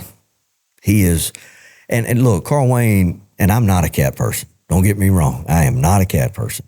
But at the mill, of course, if you've ever been around a sawmill, you know, or any mill, I guess you could say, paper mill, probably about the same way. You're going to accumulate cats in the storeroom. That's just how it is. Every storeroom I ever been in had cats in it. So we had 2 or 3 cats running around, and this cat was just different, man, because usually cats kind of keep to themselves. This one would, like you and I'd be sitting here talking about what was going on in the mill. This cat would jump up on the table like he was having a conversation with us. I'm like, okay, he's cool. And he never clawed at you. All he wanted to do was love on you. And I thought he was pretty cool. And so I kind of made friends with him. And, you know, I'd go in the storeroom, I'd look for him and love on him a little bit. And then one day the lady in the storeroom, the purchasing lady, was like, hey, we got to get rid of some of these cats. I'm like, what are you talking about? And she said, well, all the cats are going to go except for that old one. I said, not that cat. He ain't going nowhere. She said, oh, he's going to the pound. I got a shop. He can come live with me. So I got him to the house. Now, Daddy had a holt to the dog. Daddy met me there because I told him, I said, hey, I got something to show you. So he meets me at the house. I said, you need to grab a hold of that dog.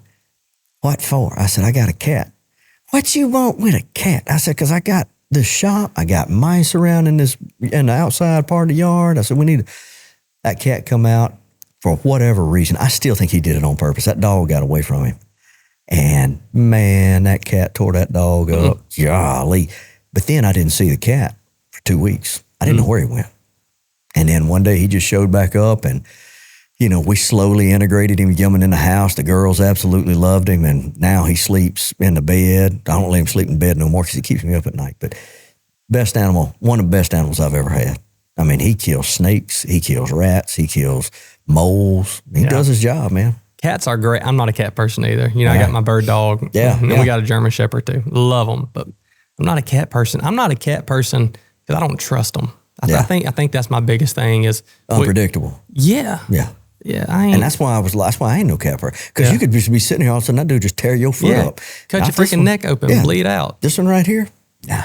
Man, he's just as chill. He's just vibing out. Oh, he's just vibing, baby. He all he wants is to be loved on and get some food. That's it. Well, I love saying Black Panther spotted. And you look like, that's old Greg. Yeah. And you'll post a video of that cat just kind of, like I said, just kind of milling around, slipping around in the shadows. Yeah. And so people are like, that ain't no dang panther. Yeah. You know, and I still have people that want to argue about the Black Panther thing.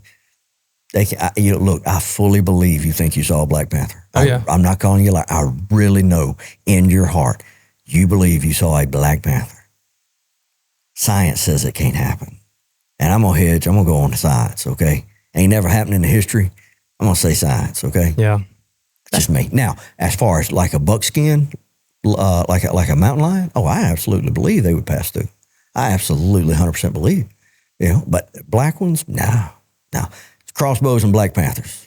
You're out on most controversial things I'm going to talk about in a good format. Yeah, no, I'm out on the Black Panther. Yeah, there's people. I think at this point, everyone that believes in them, you know, like Cy Robertson, they got like the I Believe, like the Duck Call Room. Yeah. And man, I used to help them with that podcast, and it was so much fun. But sit there and listen to their stories of some Black Panthers and stuff, and I'm like, every one of them is, well, you know, is right there before dark, and we just got through scouting a duck hole, or just got off the deer blind, or whatever it is, or the sun was coming up, you know, decoys are already out, and we just saw something kind of slipping through there. And I'm like, okay, every story you have is dark. It's dark. The sun is not up. Whether it just went down or it's just about to come up, it's going to be dark. And I'm telling you, how many freaking pine trees or little small oak saplings or, you know, little oak trees you thought was a 180-inch deer right there. You've been looking at that dang stump with the limb growing out of it for 3 years, you know, been staring at it. But every night you hunt in that stand, it gets dark and you're like, that might be a buck. It ain't a buck, bro. No. And it ain't a black panther. That's right. Well, I tell you this. I used to have to go through Marion, go through Linville, Dean, Hale, on that 143 going home. At the High Lines in Marion, one night, I'm talking about this black night, I had to work over at work. It's probably 8:30. I'm coming home. I'm tired.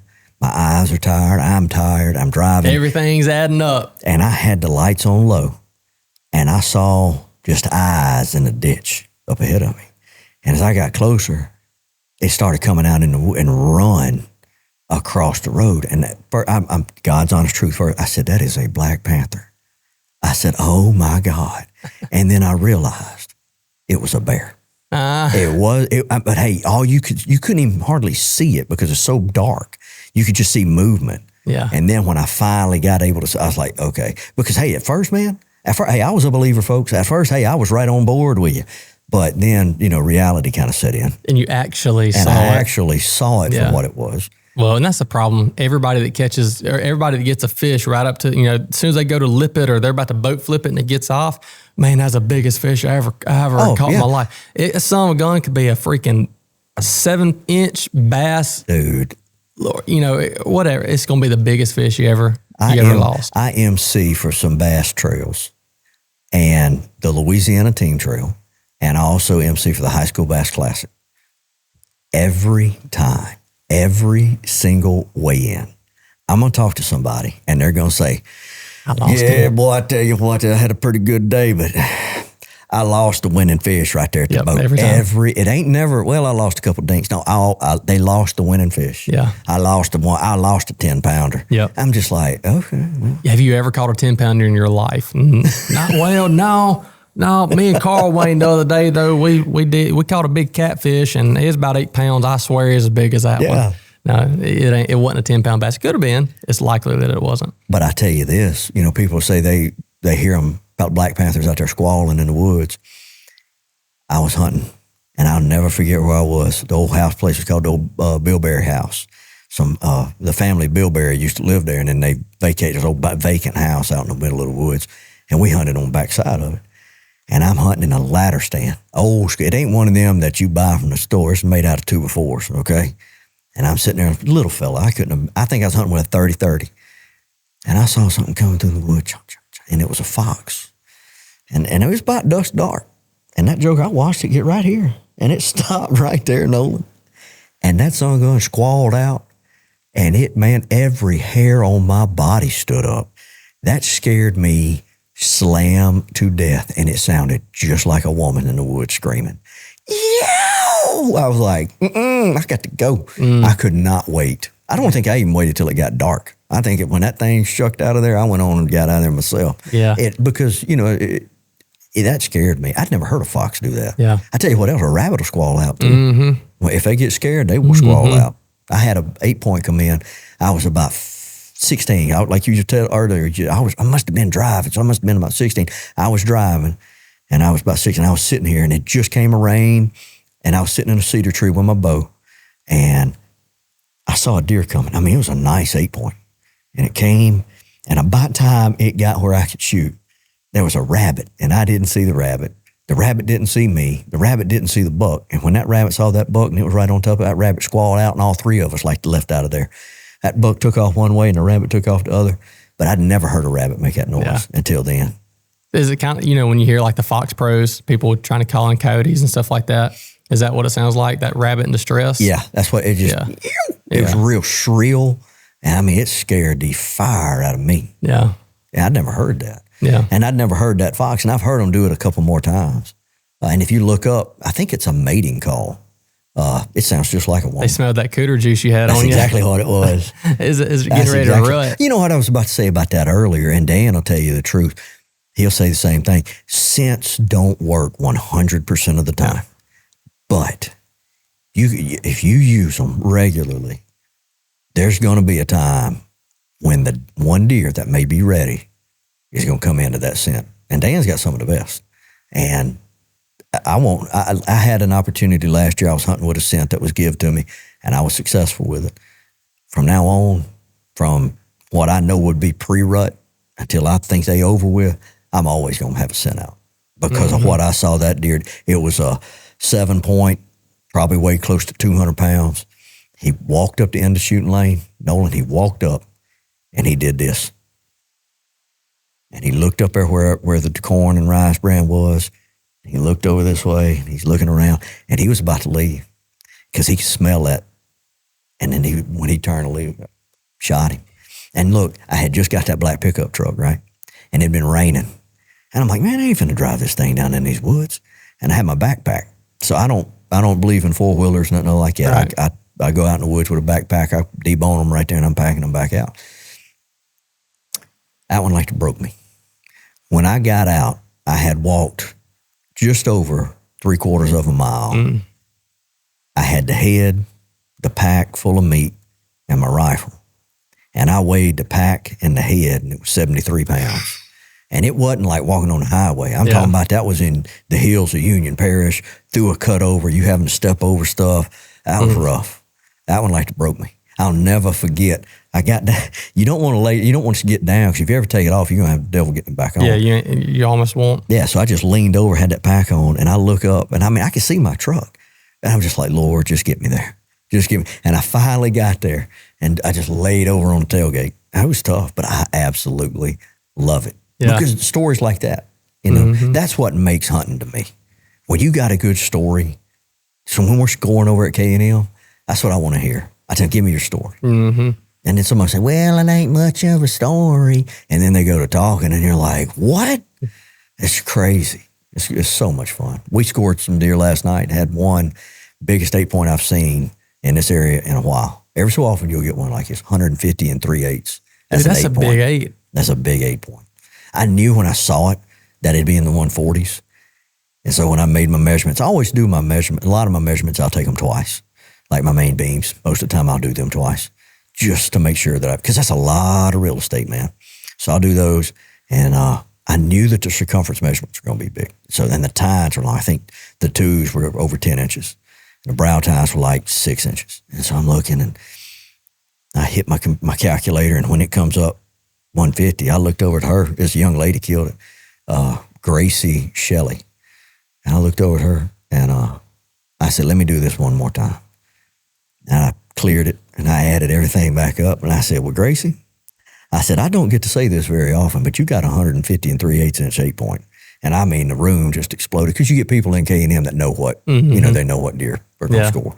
And that's what I love, is when they have people there, when we score these deer, that are there for support. And man, cheering them on and carrying on and clapping and hugging. And I love that stuff. Yeah. We scored 2 for kids. And this is, I love those big deer. I love deer like that. But what I really love is the 97-inch deer that came in last night. Sawyer Dye. That's Trey Dye over Farmerville. That's his young daughter. She's probably, 12, 11, 13 years old. She killed 97-inch, 8-point, real beautiful 8-point. And then the boy come up behind her. Joshua Hearn. He's about the same age. He sat down. He had 111-inch 8-point. I mean, it's just that right there. They sit there and they'll talk about it. That's what I like the most. Yeah. That's why when it comes down, when I got certified in 2012, I'm driving back from Montgomery. And I'm thinking, man, what am I going to do with this? What am I going to do with this certification? And I remembered my granddad. I thought about my granddaddy, because Papa had killed a 7-point. And if you watch my podcast, it's the 7-point. It's that deer that's sitting right here. It's a big 7. I got him at right at 120 inches. The skull mount, ain't it? Yeah, skull mount. And so I thought about that deer. And when Papa killed that deer in 2005, that's the biggest frame we'd ever killed a deer on. I mean, we never killed a deer on a frame like that. I mean, if that deer had been a 10-point, it'd been probably about 150-inch 10-point. I mean, it's a huge frame. Deer comes up, it's just big. It's just got 7 points. So we took it to a local buck contest. And I mean, we're all on cloud nine. Daddy loads up my granddaddy. He's fighting. My granddaddy was fighting prostate cancer at that time. He died a year later. And they go over there and they get the guy to come out to score it. And he's already kind of frustrated. And he looks at that deer and he says, why you want to get that scored? It ain't going to win nothing. And that was like it taking a needle to a balloon. That just deflated everybody, And I ain't never forgot that.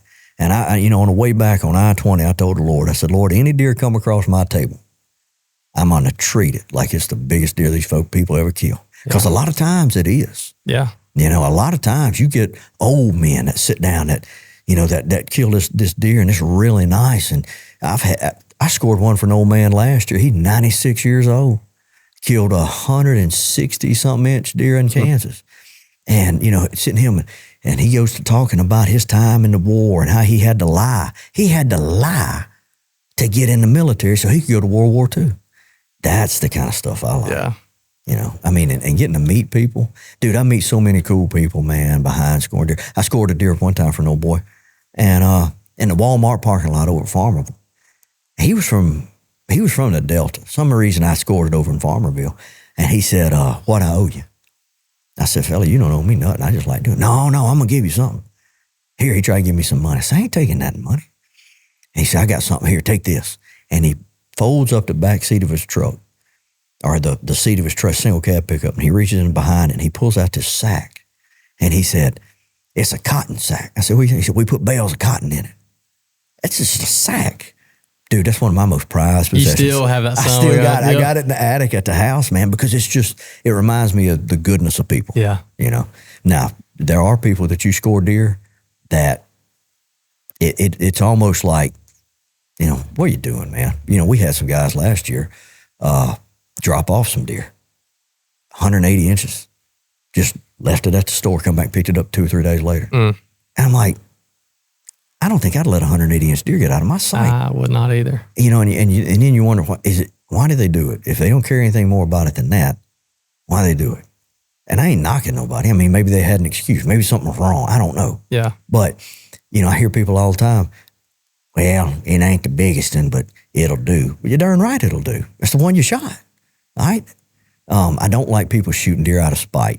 I got into it on Facebook the other day with a guy or with some people because, Louisiana, how many people say, well, I can't manage deer because my neighbor shoots everything.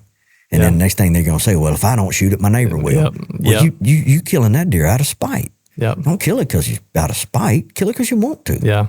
Well, you hear that, but there's also a lot of people that say that is their excuse. Exactly. Well, if I don't shoot it, my neighbor will. Yeah. Or they'll say they'll shoot this is my favorite. They'll shoot a small deer. Or, about an average sized deer, and it's a cull. Yeah, oh, dude, Man, look, ain't no 7-point ever been a cull. Okay. Look, there's some people talking about culls and how they talk about a cull deer, and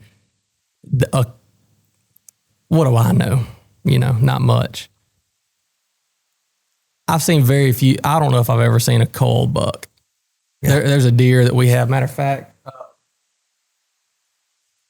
He was more funky than this, but it's just an old deadhead from up there in Kansas, but just real cool. And he was more funky than this, but that son of a gun was every bit of twice this size realistically on one side. The other side, he looked about like that up. I mean, he was just he was probably just say 60 inches on one side. And that's a lot. I get that. I'm not just throwing out a number. He was probably 60 or so inches just on one side. His other side, he might have been 8 inches. Oh, yeah. 6 inches, 10 inches. Not very big, but he was talking about deer, people just leaving the deer and throwing them down. I'm just throwing the thing in there. My bad. It echoed way worse than what it actually is. It's not really that bad. But that thing, by most people, that's just a cull. Like, I don't know if he got shot on one side, if he got shot or hit and he's deformed, but we've never seen this deer before.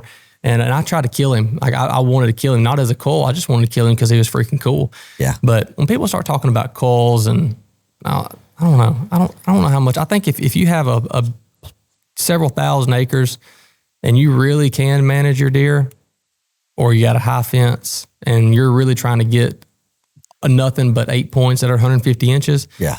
Deer that are bigger and better than that, if you don't want them, cull that deer out. Yeah. I get it there, but man, talking about you're in an $800 lease around freaking Beekman or anywhere, it don't matter. Yeah. Or even like us up in Kansas, man, I got deer on camera right now. They're 6-7-year-old deer, and I'm telling you, they're 110 inches, 115 inches. I have a hard time even saying that we've had them on camera. They've nothing but 6 and 8 points, 9 points, and they don't, like I said, they ain't 110 inches, and they're old, big brutes, warriors.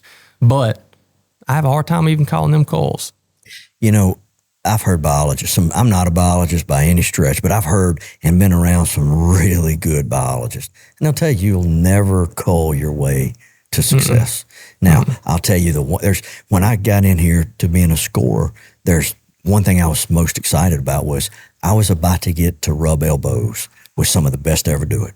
Some guys that kill deer, big deer. I'm going to get the secret. The secret that for people who like grow deer, like if you want to grow deer, if you want to manage your deer, the number one secret that all these guys are doing, and I'm going to hang my hat and say all of them, they slaughter the does. They thin them rascals. They fill every doe tag. They may have DMAP. They fill all the DMAP tags. They really get that carrying capacity to where it's an acceptable rate. Yeah. And I had this argument with a guy the other day. I say it's more of a discussion. He don't shoot does. And I said, what are you talking about? What do you mean you don't shoot does? All right, they make bucks. I said, they make deer. All right, first off. I said, look at it like this. Let me get that other bottle of water from you real quick, please. Me and you are in a neighborhood, and there's a grocery store right down the street. Now, when you and I walk in that grocery store, there's steak, there's fish, there's vegetables, there's all kind of stuff. Now, there's also Little Debbie. There's also potato chips, you know. But for the most part, we got some good stuff. And anytime me and Nolan walk in there, we don't have to pay a dime. It's right there, and we can eat as much as we want. We're going to prepare it healthy. But say 100 more people move in there, and that grocery store doesn't get any bigger. Now, when Nolan and I go in, the steaks are going to be gone. The fish is going to be gone. Now, the Little Debbie's still going to be here. We can grunge on that.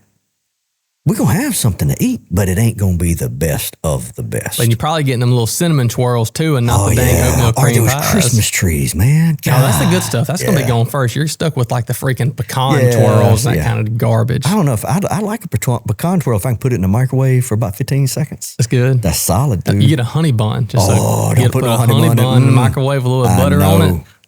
Yes. I'm stopping by freaking Brookshire's on the way home and getting me a box of honey buns. But no, you're exactly right. And I'm in the same boat. Like you're talking about going to Kansas, man. Like that is the place that I enjoy. I enjoy working all year long, keeping up with my deer. Yeah. I like taking inventory and putting the work in. I like that. And people say it. I really and truly prefer doing that over hunting. I prefer getting out in the yard and shooting my bow than what I do hunting, because this sounds wrong, but I've killed two, and this sounds big-headed and arrogant, but I'll be a douchebag. The last 2 seasons, I've killed two deer killed a deer up there over 160 each time. Yeah. And you know how it is when you shoot mallards, you kill a limit of mallards. As soon as you make that last shot and it's over, that don't mean anything. You're just ready for the next hunt to go pull another stringer like that. It's the same thing with those deer with me. Yeah. It's so unsatisfying, as terrible as that sounds, to kill those big deer, because all that work and all that effort is just gone just like that. And you have the memory and you have the story and stuff like that, but you're chasing that high all over again. Yes. And you're constantly looking for, like, you kill that deer and you're like, okay, just immediately I was like, I can't wait to get him on the wall. I didn't even put my hands on that deer yet. I knew he fell. It was a great shot. I knew he wasn't going far. And it's another story part of this too. I ended up getting sick. I threw up twice. Just, I guess, adrenaline. It was wild. I threw up twice, and it was cold too, just following an ice storm. I was trying to I was in a blind. It was frozen. I mean, it was still precipitation and ice and sleet and stuff. I was trying to get the door latch to come open, and it wouldn't. I freaking threw up on my hoodie. I had a black, like, Onyx Hunt hoodie. Threw up on the freaking sleeve of it. Anyhow, adrenaline got me on that. But despite all that, when I finally calmed down and took a breather, and I texted my father-in-law and told him that I killed that deer, I mean, it wasn't, I don't remember how long, but it wasn't very long. I was like, I cannot wait to see him up on the wall. I immediately jumped out of that moment wanting to see him on the wall. I got him on the wall, and I was like, okay, I can't wait to go kill another one. Yeah. And it's like all that other just doesn't even matter. But you have the stories to go by. But my point of saying weaving, doing that Donald Trump weaving in and out is I don't go up there and kill does. Yeah. Last year, every year, I don't kill a doe until I kill my buck. And that's not, I shouldn't do that. But you go up all that way, you're like, I'll kill does at the house. I come up here to kill a buck. Yeah. But if I want to kill good bucks and have a better, I guess, hunt overall and have more bucks coming in the area, those biologists you're talking about, they're going to tell you to kill does. Oh, yeah. And guess who ain't doing it? Yeah. And, I try to kill my tag worth of does. And the girls, I got one that'll hunt with me, but she likes to hunt for the grip and the grin. She just wants an Instagram picture. I try to get her out of it, but I'm going to call it what it is, I got the other one. I had that other one time, Nolan. I live in the country, y'all. Like the country. I got bear, hogs, deer, foxes, all that coming up in my yard. Well, I had them at the yard baited up first year we ever lived there. And I had baby girl. She had never killed a deer. I had her set up. And sure enough, back then we had Spy Point. Spy Point sent me a notification, deer out in the yard. So I had her perfect. I get her out there, set her up, and she's looking at him. And I said, can you see him? Yeah, I can see him. I said, okay. I said, pick you out a good one and shoot it. I said, okay. And she looked back at me, Nolan, and she said, Daddy, it don't feel right. And I said, what don't feel right, baby? Do I need to adjust the gun or something? I need to do something? She looked back and she said, no. It don't feel like hunting. Can we kill him in the backyard? Huh. And I'm like, yeah, if you want to. And she's like, I don't know. I'm like, and then I realized, I was like, she don't want to do this. Mm-hmm. And I told her, hey, baby, you ain't got to shoot him if you don't want to. And so we pulled the gun down, and we just sat there and watched them for about 15 minutes, and we went back in. How old was she? At that time, Peyton was 12. I think she's 12 years old. No, she was 11. She was 11. And you know what, man? I ask her every year. I get her tags for her every year. And she just, it's not her thing. Yeah, and who's to say it might not be her thing one year? But right now, it's not on her radar. Now, I tell you what she does like to do. She likes that deer meat. She going to sit down and eat that with you. But as far as, the going out there, and she's a little tenderhearted, Yeah. And her first deer, when she shot it, dude, she squalled.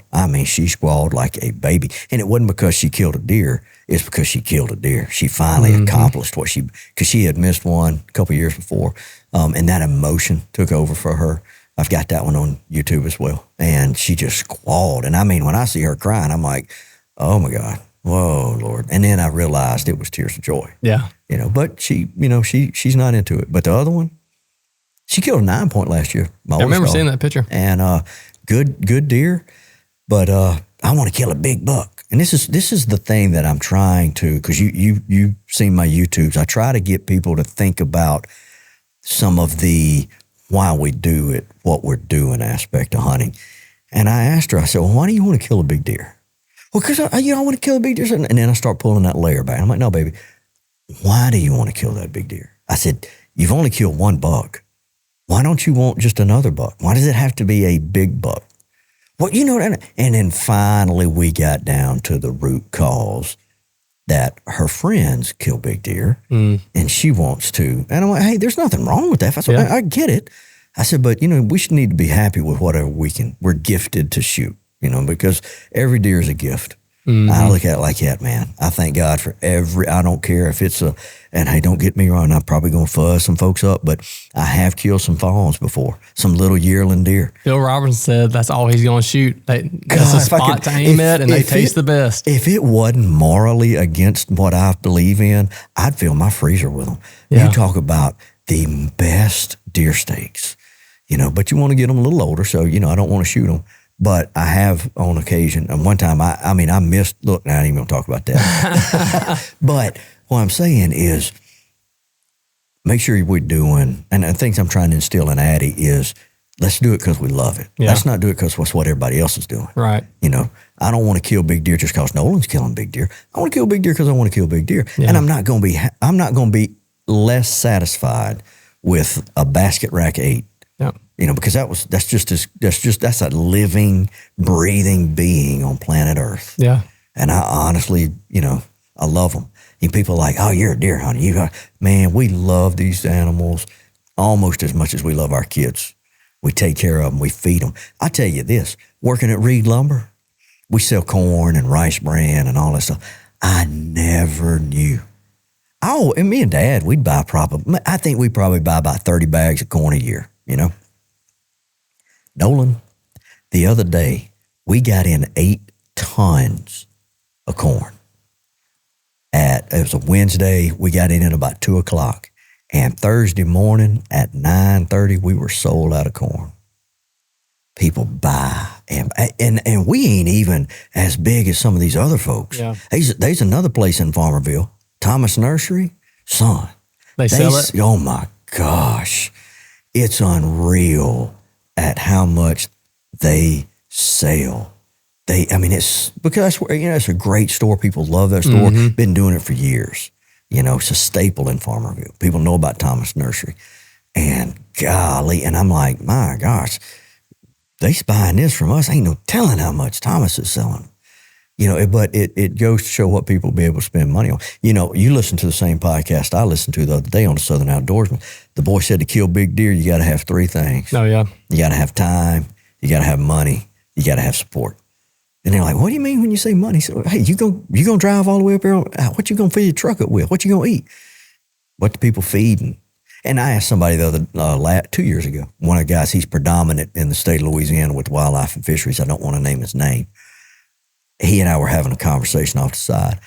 I asked him, I said, do you ever think baiting will go away in the state of Louisiana? He said, absolutely not. I said, why not? I said, dude, we got all this CWD, we got this. He said, you know how much money that brings into the state of Louisiana? I'm like, yeah, it's true. So it's here. It's going to be here, I think it's fine. Even when I was younger, we didn't feed. Me and Richard talked about this the other day. I don't know if we were on this podcast or just talking. I think we were down at the store. I drove down there for something, but we didn't feed how we feed now. Yeah. Back in the day. And I'm not that old, but when you were real young, did y'all feed how people feed now? No, I was talking with Dad about this the other day. We mainly would hunt feed trees. Yeah. And then when you put out corn, you didn't have feeders. So it wasn't like you were feeding every day. You'd probably bait up the night before, the evening before you go to hunt or something like that. Yeah. And then for the rest of the week, once that's gone, that's gone. Yeah. But most people that going and doing some throw and grow, even something as simple as that, ain't nobody doing that. Wasn't anybody doing food plots. No, wasn't doing food plots. Wasn't doing any of that. No corn feeders, nothing. Hey, I tell you this. My granddaddy used to grow the most beautiful stand of corn you ever saw. That son could grow some corn, some peas. God, he could do it. And he let it burn up because that's what he fed the deer with. I remember getting off the school bus. This is a vivid memory of mine.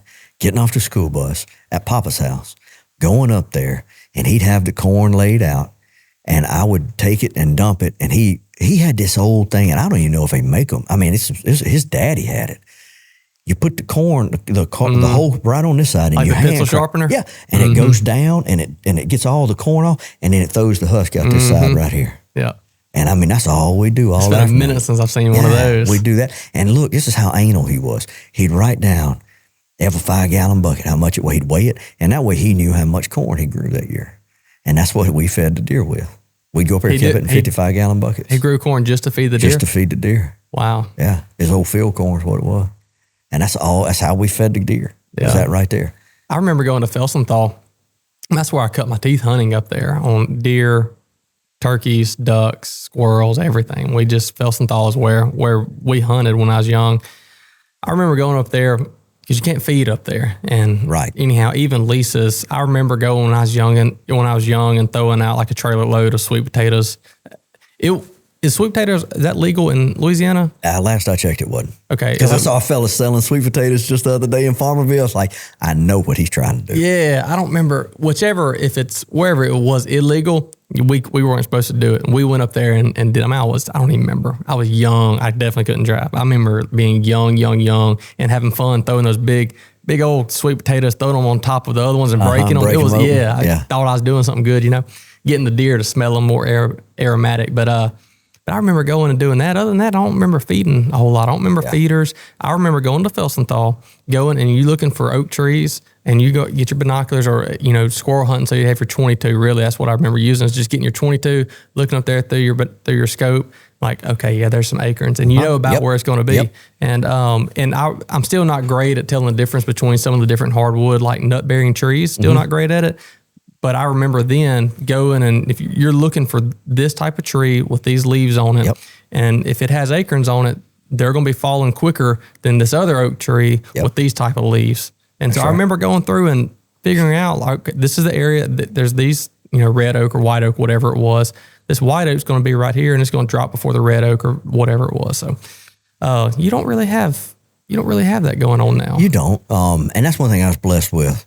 Was Dad is a great woodsman. My grandfather was a great woodsman. I mean, like, I can remember me and Papa would take a dadgum. Now, look, man, when I tell you these stands was heavy, they's made out of 2x4s and plywood, little ladder stands. And he said, come on, boy, let's go put this stand up. And I would be on the back end of it, waddling down through the woods. I mean, we went in this bottom forever, it seemed like.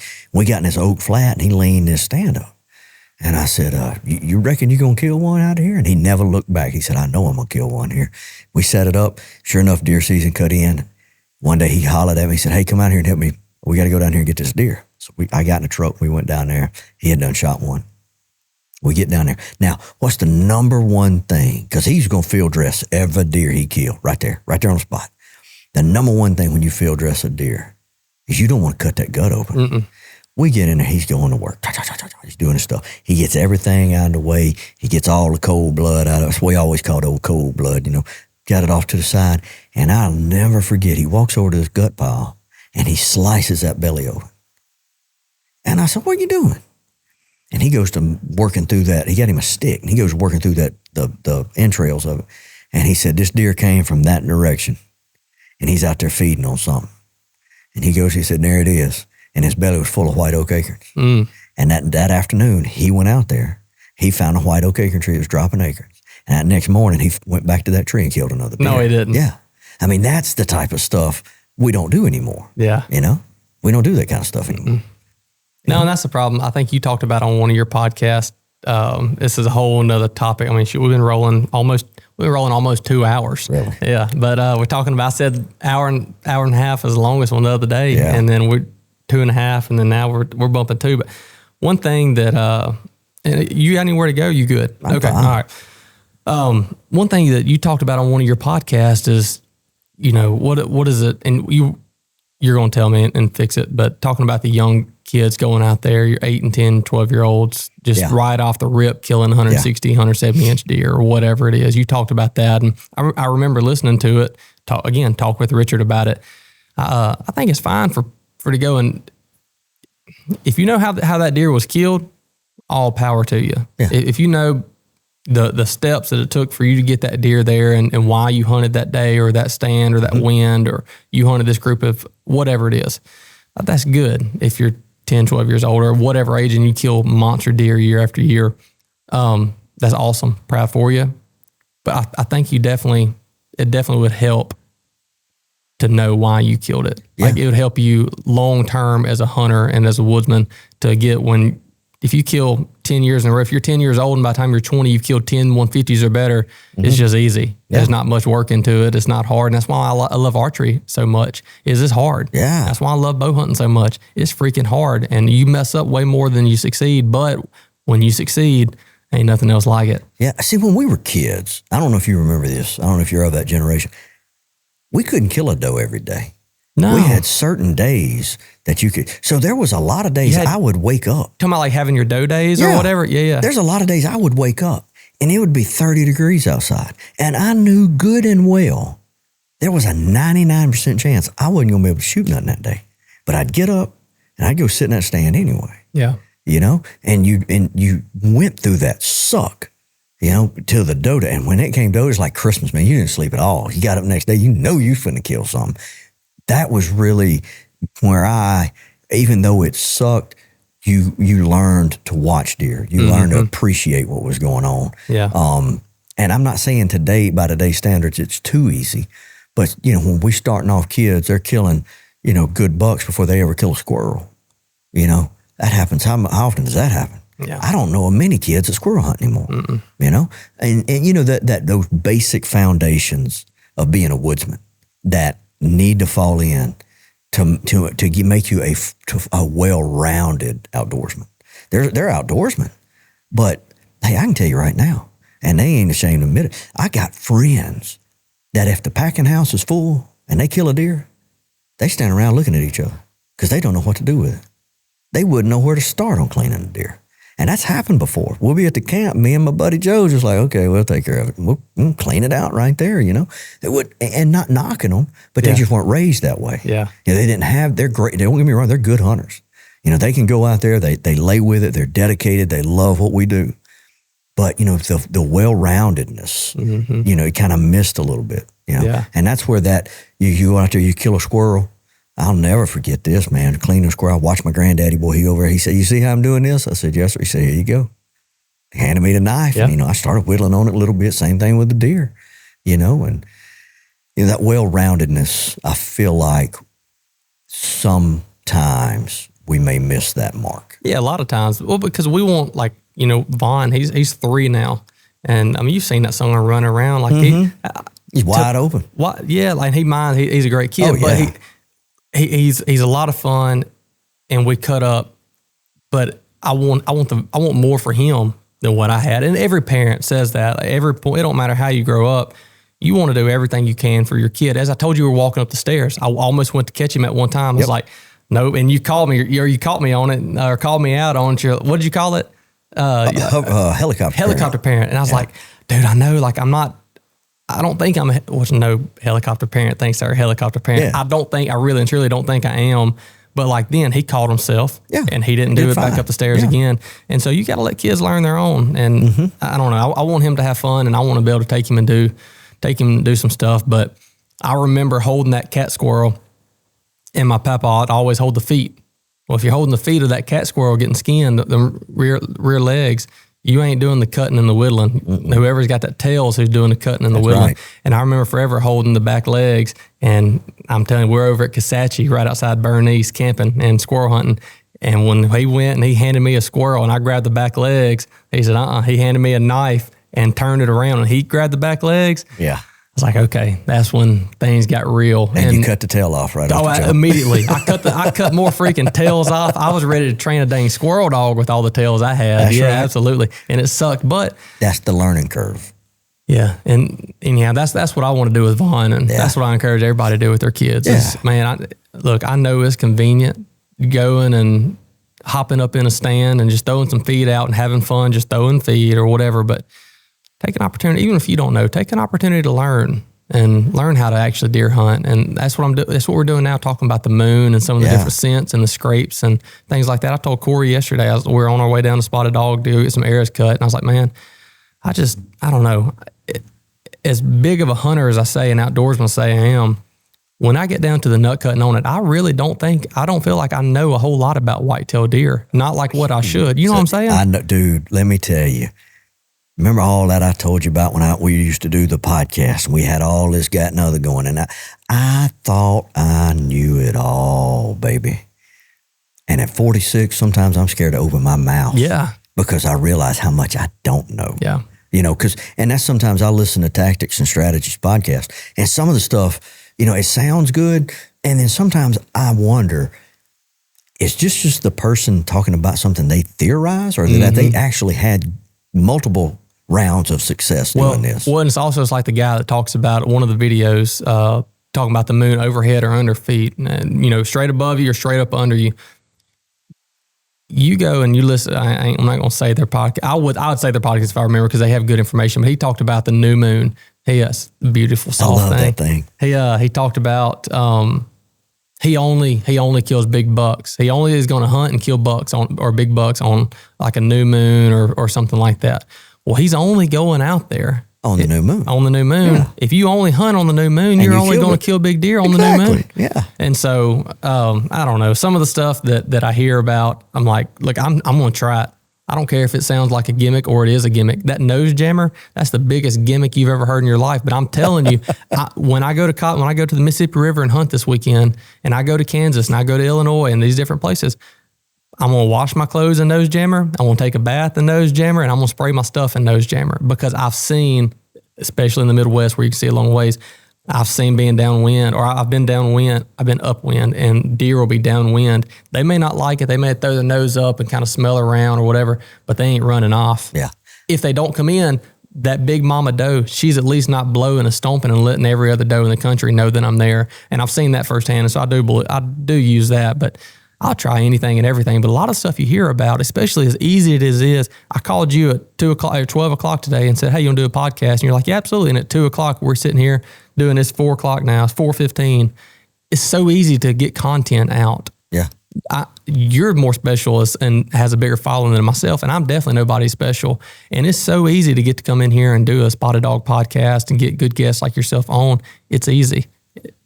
But it don't take much to get the wrong information the wrong information out there. And that's, I tell people, number one, you got to watch where you get your podcast from. Yeah. Because there's a lot of folks that they if you can say anything with confidence, and you can sell anybody you want to on it. Yeah. And I can say, Nolan, I've gone out there and I've had a tied pod in my pocket. Yep. And I've killed more deer with that tied pod, and it make it sound so believable. But it is full of crap. We're going to do a test. I'm going to clip that right there and put it on TikTok. It's going to get 200,000 views, and I guarantee you it's going to be trending on TikTok next week. I don't doubt it. That people hunting with Tide Pods in their pocket. So, but I'll tell you what I do, and I've put this to the test. I put a test the other day. Remember that doe I told you about where I had to muscle up? I set up wrong. It was a pine plantation, thinned out. I mean, the only tree that I could find where I even had any cover was upwind of where the feeder was. And I'm just like, man. I said, well, I'm going to do it anyway. So I climbed a tree. I never, ever hunt without pine limbs in my pocket. When I walk in, I'm snapping the ends off pine limbs, and I'll get me double handful, and I stuff them down in my pockets. And then when I get where I want to get, I take them out, and I just wad them up in my hands and rub them all over me. Periodically during that hunt, I'll pull them out and I'll wad them up. Well, I took my hat off because I got that head covering, and I had that hat sitting over here. There was a big limb that come out, and I had it perfect right there. And I kept them pine right there. Nolan, I put my hand on the Bible. I could feel that wind hitting me in the back, and that doe come out. And now she smelled something. But I honestly consider it, and Lord, I sound like one of them guys. But I call it, I say it's scent mixing. Yeah. And what I think is when I do that, she can still smell me, but she smells me mixed with that pine scent. Diluting that scent. Yes, and she thinks I'm farther than 20 yards. Yep. And she smelled something because she turned and she started leaving out. And then she stopped and she cut around and come in at 25 yards. And that's just like that, what we were talking about a while ago, that white chatterbait. Yeah. That's my confidence. Yeah. Them pine limbs. And if I'm not hunting, if I'm hunting in an oak bottom, I'm going to try to find me a sweet gum limb. Sweet gum smells, you know, and I'm going to do the same thing. Or some cypress weed. I grab some cypress weed every so often and do it like that. So it's little things. Yeah, but that's a lot better than lucky underwear or lucky socks. Oh yeah. You know, there's no substance to that. No, Dan's got that killing shirt, so I mean. Yeah, well, he does, but I'm gonna tell you that son of a gun, he's gonna kill something whether he wore my shirt, your shirt, or his shirt. That dude could have on a loincloth. He's gonna kill something. Well, I'm gonna do some videos with him tomorrow. We're gonna meet, and I got to call him. Matter of fact, when I get done with this, and get it all set up. But we're gonna do some new product videos for him tomorrow. I was like, let me help you out with some of that stuff. Yeah. Like, let me get you fixed up. So we're gonna do that, and I'm gonna tell him like, hey, Greg Hicks, I had him on a podcast yesterday, and he said he wanted to see you hunting a loincloth. And with a spear. With a spear. Oh, what's the dude that hunts with a spear? Ted? I know Ted. He hunts with an atlatl. I know exactly what you're talking about. I watched him kill a. Is it the Pursuit or what's his daughter's? I watched him kill a red stag one time. It's impressive. What? Tim Wells. That's him. Yeah. Yep. The only reason I remember that is Sydney Wells, his daughter. She was, I don't know if she actually came to the Buck Commander camp out at Shioka this past year, but I remember Jordan Summit told me about that she may be coming. I think it's who he said may be coming. I remembered her name and thought of Tim Wells, but that's like not talking about a killer. Yeah. That's a killer. He'll do it. Yeah. It makes it easy. That new Hoyt I'm about to get here in a few weeks, it makes it easier going out and killing with that. But I like the art of going and hunting deer down and learning them, knowing what they're doing, why they do this. I don't think I'll ever get it right, but I do like just the chase. You know, and getting back on what we were talking about earlier about the feed and this, that, and other, I still hunt over feed. Yeah. But I try to kill at least one deer a year over acorns. And not necessarily for more than anything to say I can still do it. Mm-hmm. Yeah, I can still hunt that. If something happens, feed goes away tomorrow, I can still get on a deer on acorns. How much more worth it is it killing a deer? When you're sitting in there and you're sitting in that saddle or a lock on or whatever, and you got 25, 30 yards, you got these little fingers of trails coming through and they're all kind of coming to this white oak tree. When you see that doe slip out right there versus over a corn or rice bran pile, I ain't knocking the corn or rice bran pile, but I'm here to tell you the facts. Your boy gets freaking jacked up when I'm hunting trails and I see a deer. I'm telling you, that doe, she might as well be a freaking 350-inch bull elk because I'm losing it. Yeah, it is different. It's a different feel for me. You know, when you find when you have to scout, you have to put boots on the ground. Mm-hmm. And when you find that tree, and the trees, there's trees that you see that's got sign on it. Mm-hmm. And then there's trees that you're like, this is it. Yeah. And those trees are just demolished underneath. You got droppings everywhere.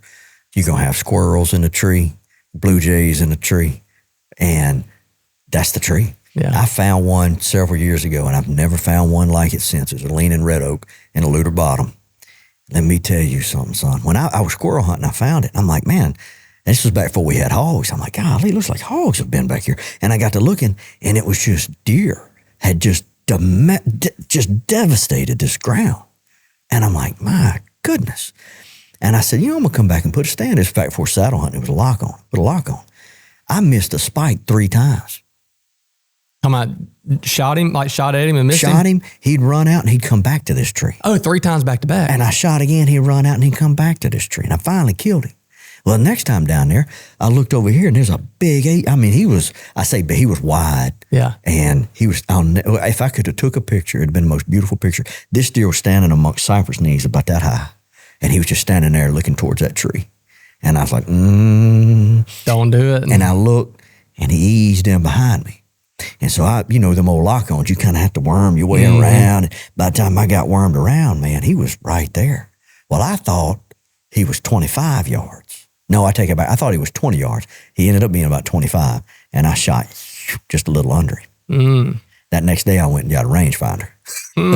But that tree, I killed that spike. I killed a doe. I missed that deer, all on that one tree. Yeah, over a span of about 6-7 days.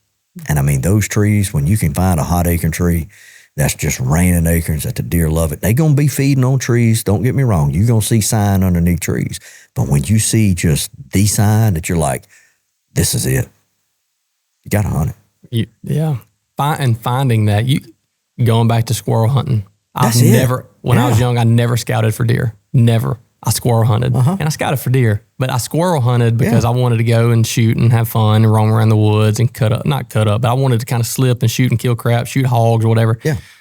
But I did it with just the number one factor or determining factor is I've got to find some deer. I got to find out where I'm going to hunt this year. I know these areas that I'm going to hunt, but I'm about to go kill some squirrels, maybe shoot a hog or coon or something like that. Mm-hmm. But I'm about to find some oak trees. I'm about to find some deer beds. Yeah. I didn't know the difference between a doe bed and buck bed. I didn't know. I just knew I was trying to find deer sign. Yeah. And that's what I was going for. Oh, yeah. And I still don't know the difference between a buck bed and a doe bed. These people that, they try to tell us this, that, and other. I don't know. I ain't never been able to figure that out. From what I've gathered, y'all correct us if I'm wrong. Well, y'all ain't even here. So, you know what? Whatever. I'm telling it like I know what I'm talking about.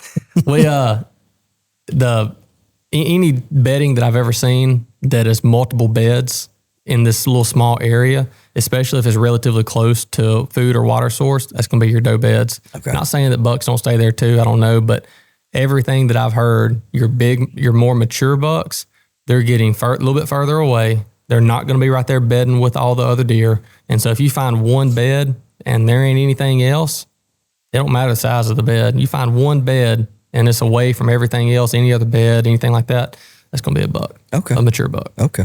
Okay. That's what I've been taught. That's what we've been taught. May be wrong. Well, it may be. It sounded good. It sounded good. It did. That's like you said. You just say it with confidence. You say it with confidence, baby. I can say it on anything. You want to go and you want to shoot, deer way more accurately, and you want to shoot a bow accurate. What you do is you get your release. I shoot a thumb button. You have to shoot a thumb button if you want to do it. You have to. This is that confidence. I'm BSing, by the way, if you can't tell. Just before anybody gets on me, but you go. And you get that thumb button. It's the only way you're going to do it. And you draw back, and this is how you do it. You got to draw back, count to 2, just squeeze it really, really fast. Okay. And if you do that, I don't know how it works, but if you do it, you're going to kill that deer. Okay. It's just going to do it. And then you pull the Tide Pod out, you stick it in your mouth, and you eat it, and you go home. That's it. So, yeah. Anything with confidence, confidence. Man. That's it. Mm. Confidence is key. Confidence is key, but also get out there and squirrel hunt and try to find you. Yeah, don't miss some deer sign. I really do. I really think, and I tell you this, I was happy to see on social media, on my social media anyway, I saw a lot more people squirrel hunting this year than I've seen in the years past. I love it. You're the only one that I've seen. Yep, you're the only one that I've seen. I've had 2 or 3. I've got a cousin of mine. My gracious. Is that who you posted that picture with? You squirrel hunting? No, with? that was my buddy Joe. That was my best friend Joe. My cousin, he don't post pictures. He don't share pictures. He don't do nothing. Every so often I'll get a picture. I saw a picture of some squirrels he shot the other day, and nary a one of them had a head left. And he does it every day, and that's how he finds deer. And I'm telling you, he's a killer, man. Upper Ouachita, ain't nobody. There's a handful of people that are as good as he is on Upper Ouachita.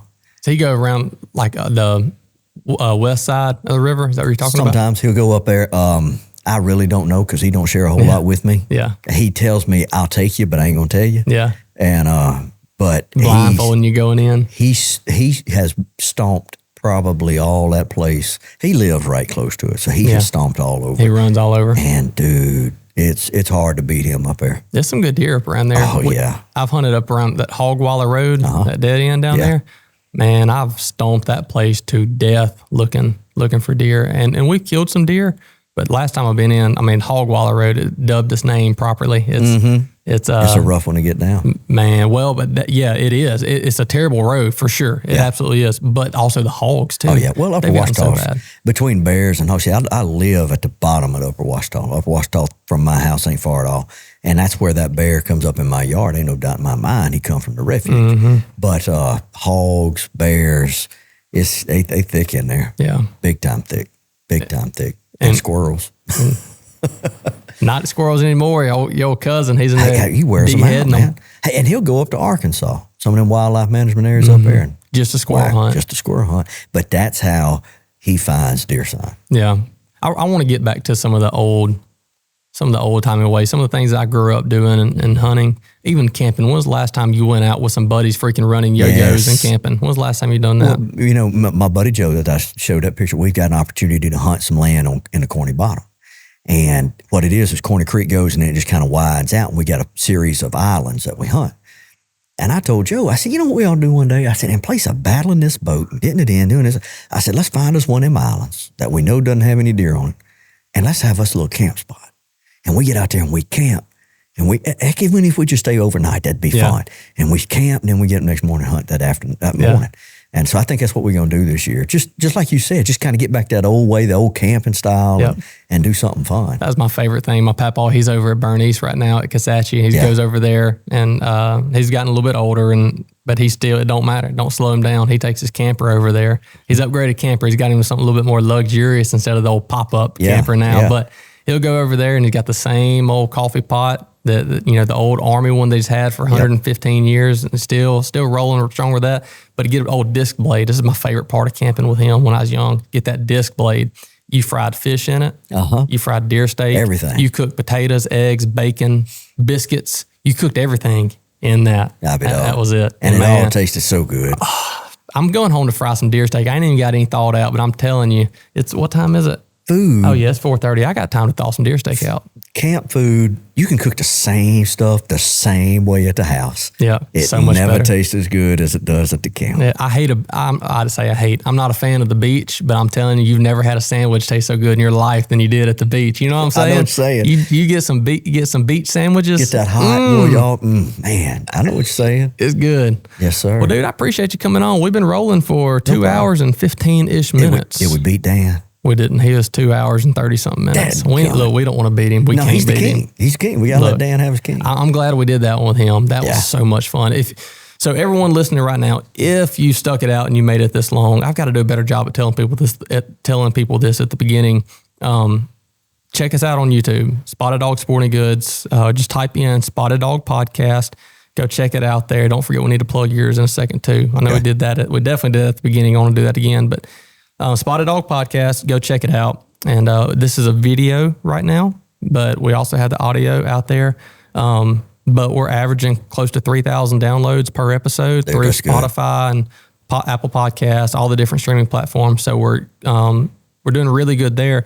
But our YouTube, which you got to do the video because that's how you market it, and TikTok and all that kind of stuff. Yep. I mean, some of ours have 170, 180,000 views on them, which for TikTok is not a ton, but it's also helped grow.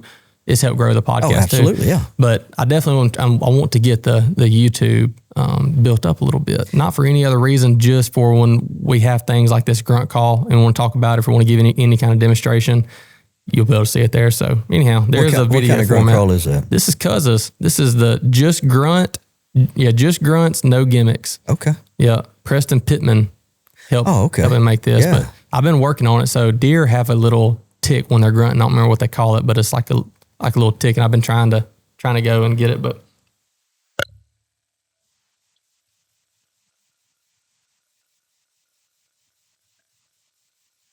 sounds good. It does. It may be way wrong. I need to learn how to really blow a grunt call. But anyhow, old Cuz, he gave it to me the other day at our podcast in here, and he's like, "You need to try that." He's like, "That tick, that little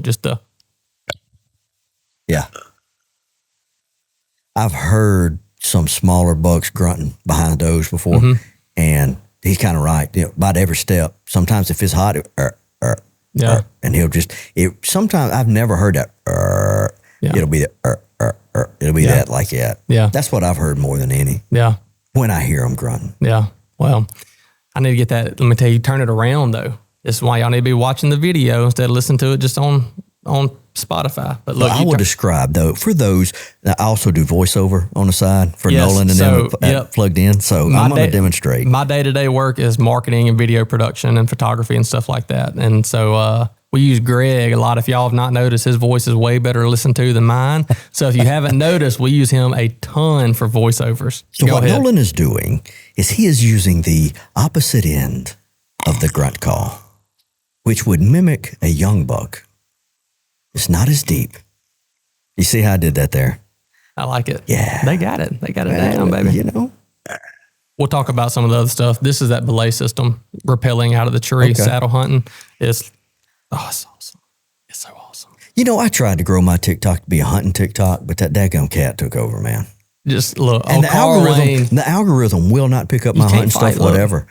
I post that cat, that algorithm's going to run with it, baby. It's going to take off. You can't fight Jesus and you can't fight the algorithm. No, you can't. You just got to go where the Lord leads you, baby. It loves some Carl Wayne, too. All right. Greg Hicks, tell people how to find you. Antlers and Hicks Outdoors on YouTube.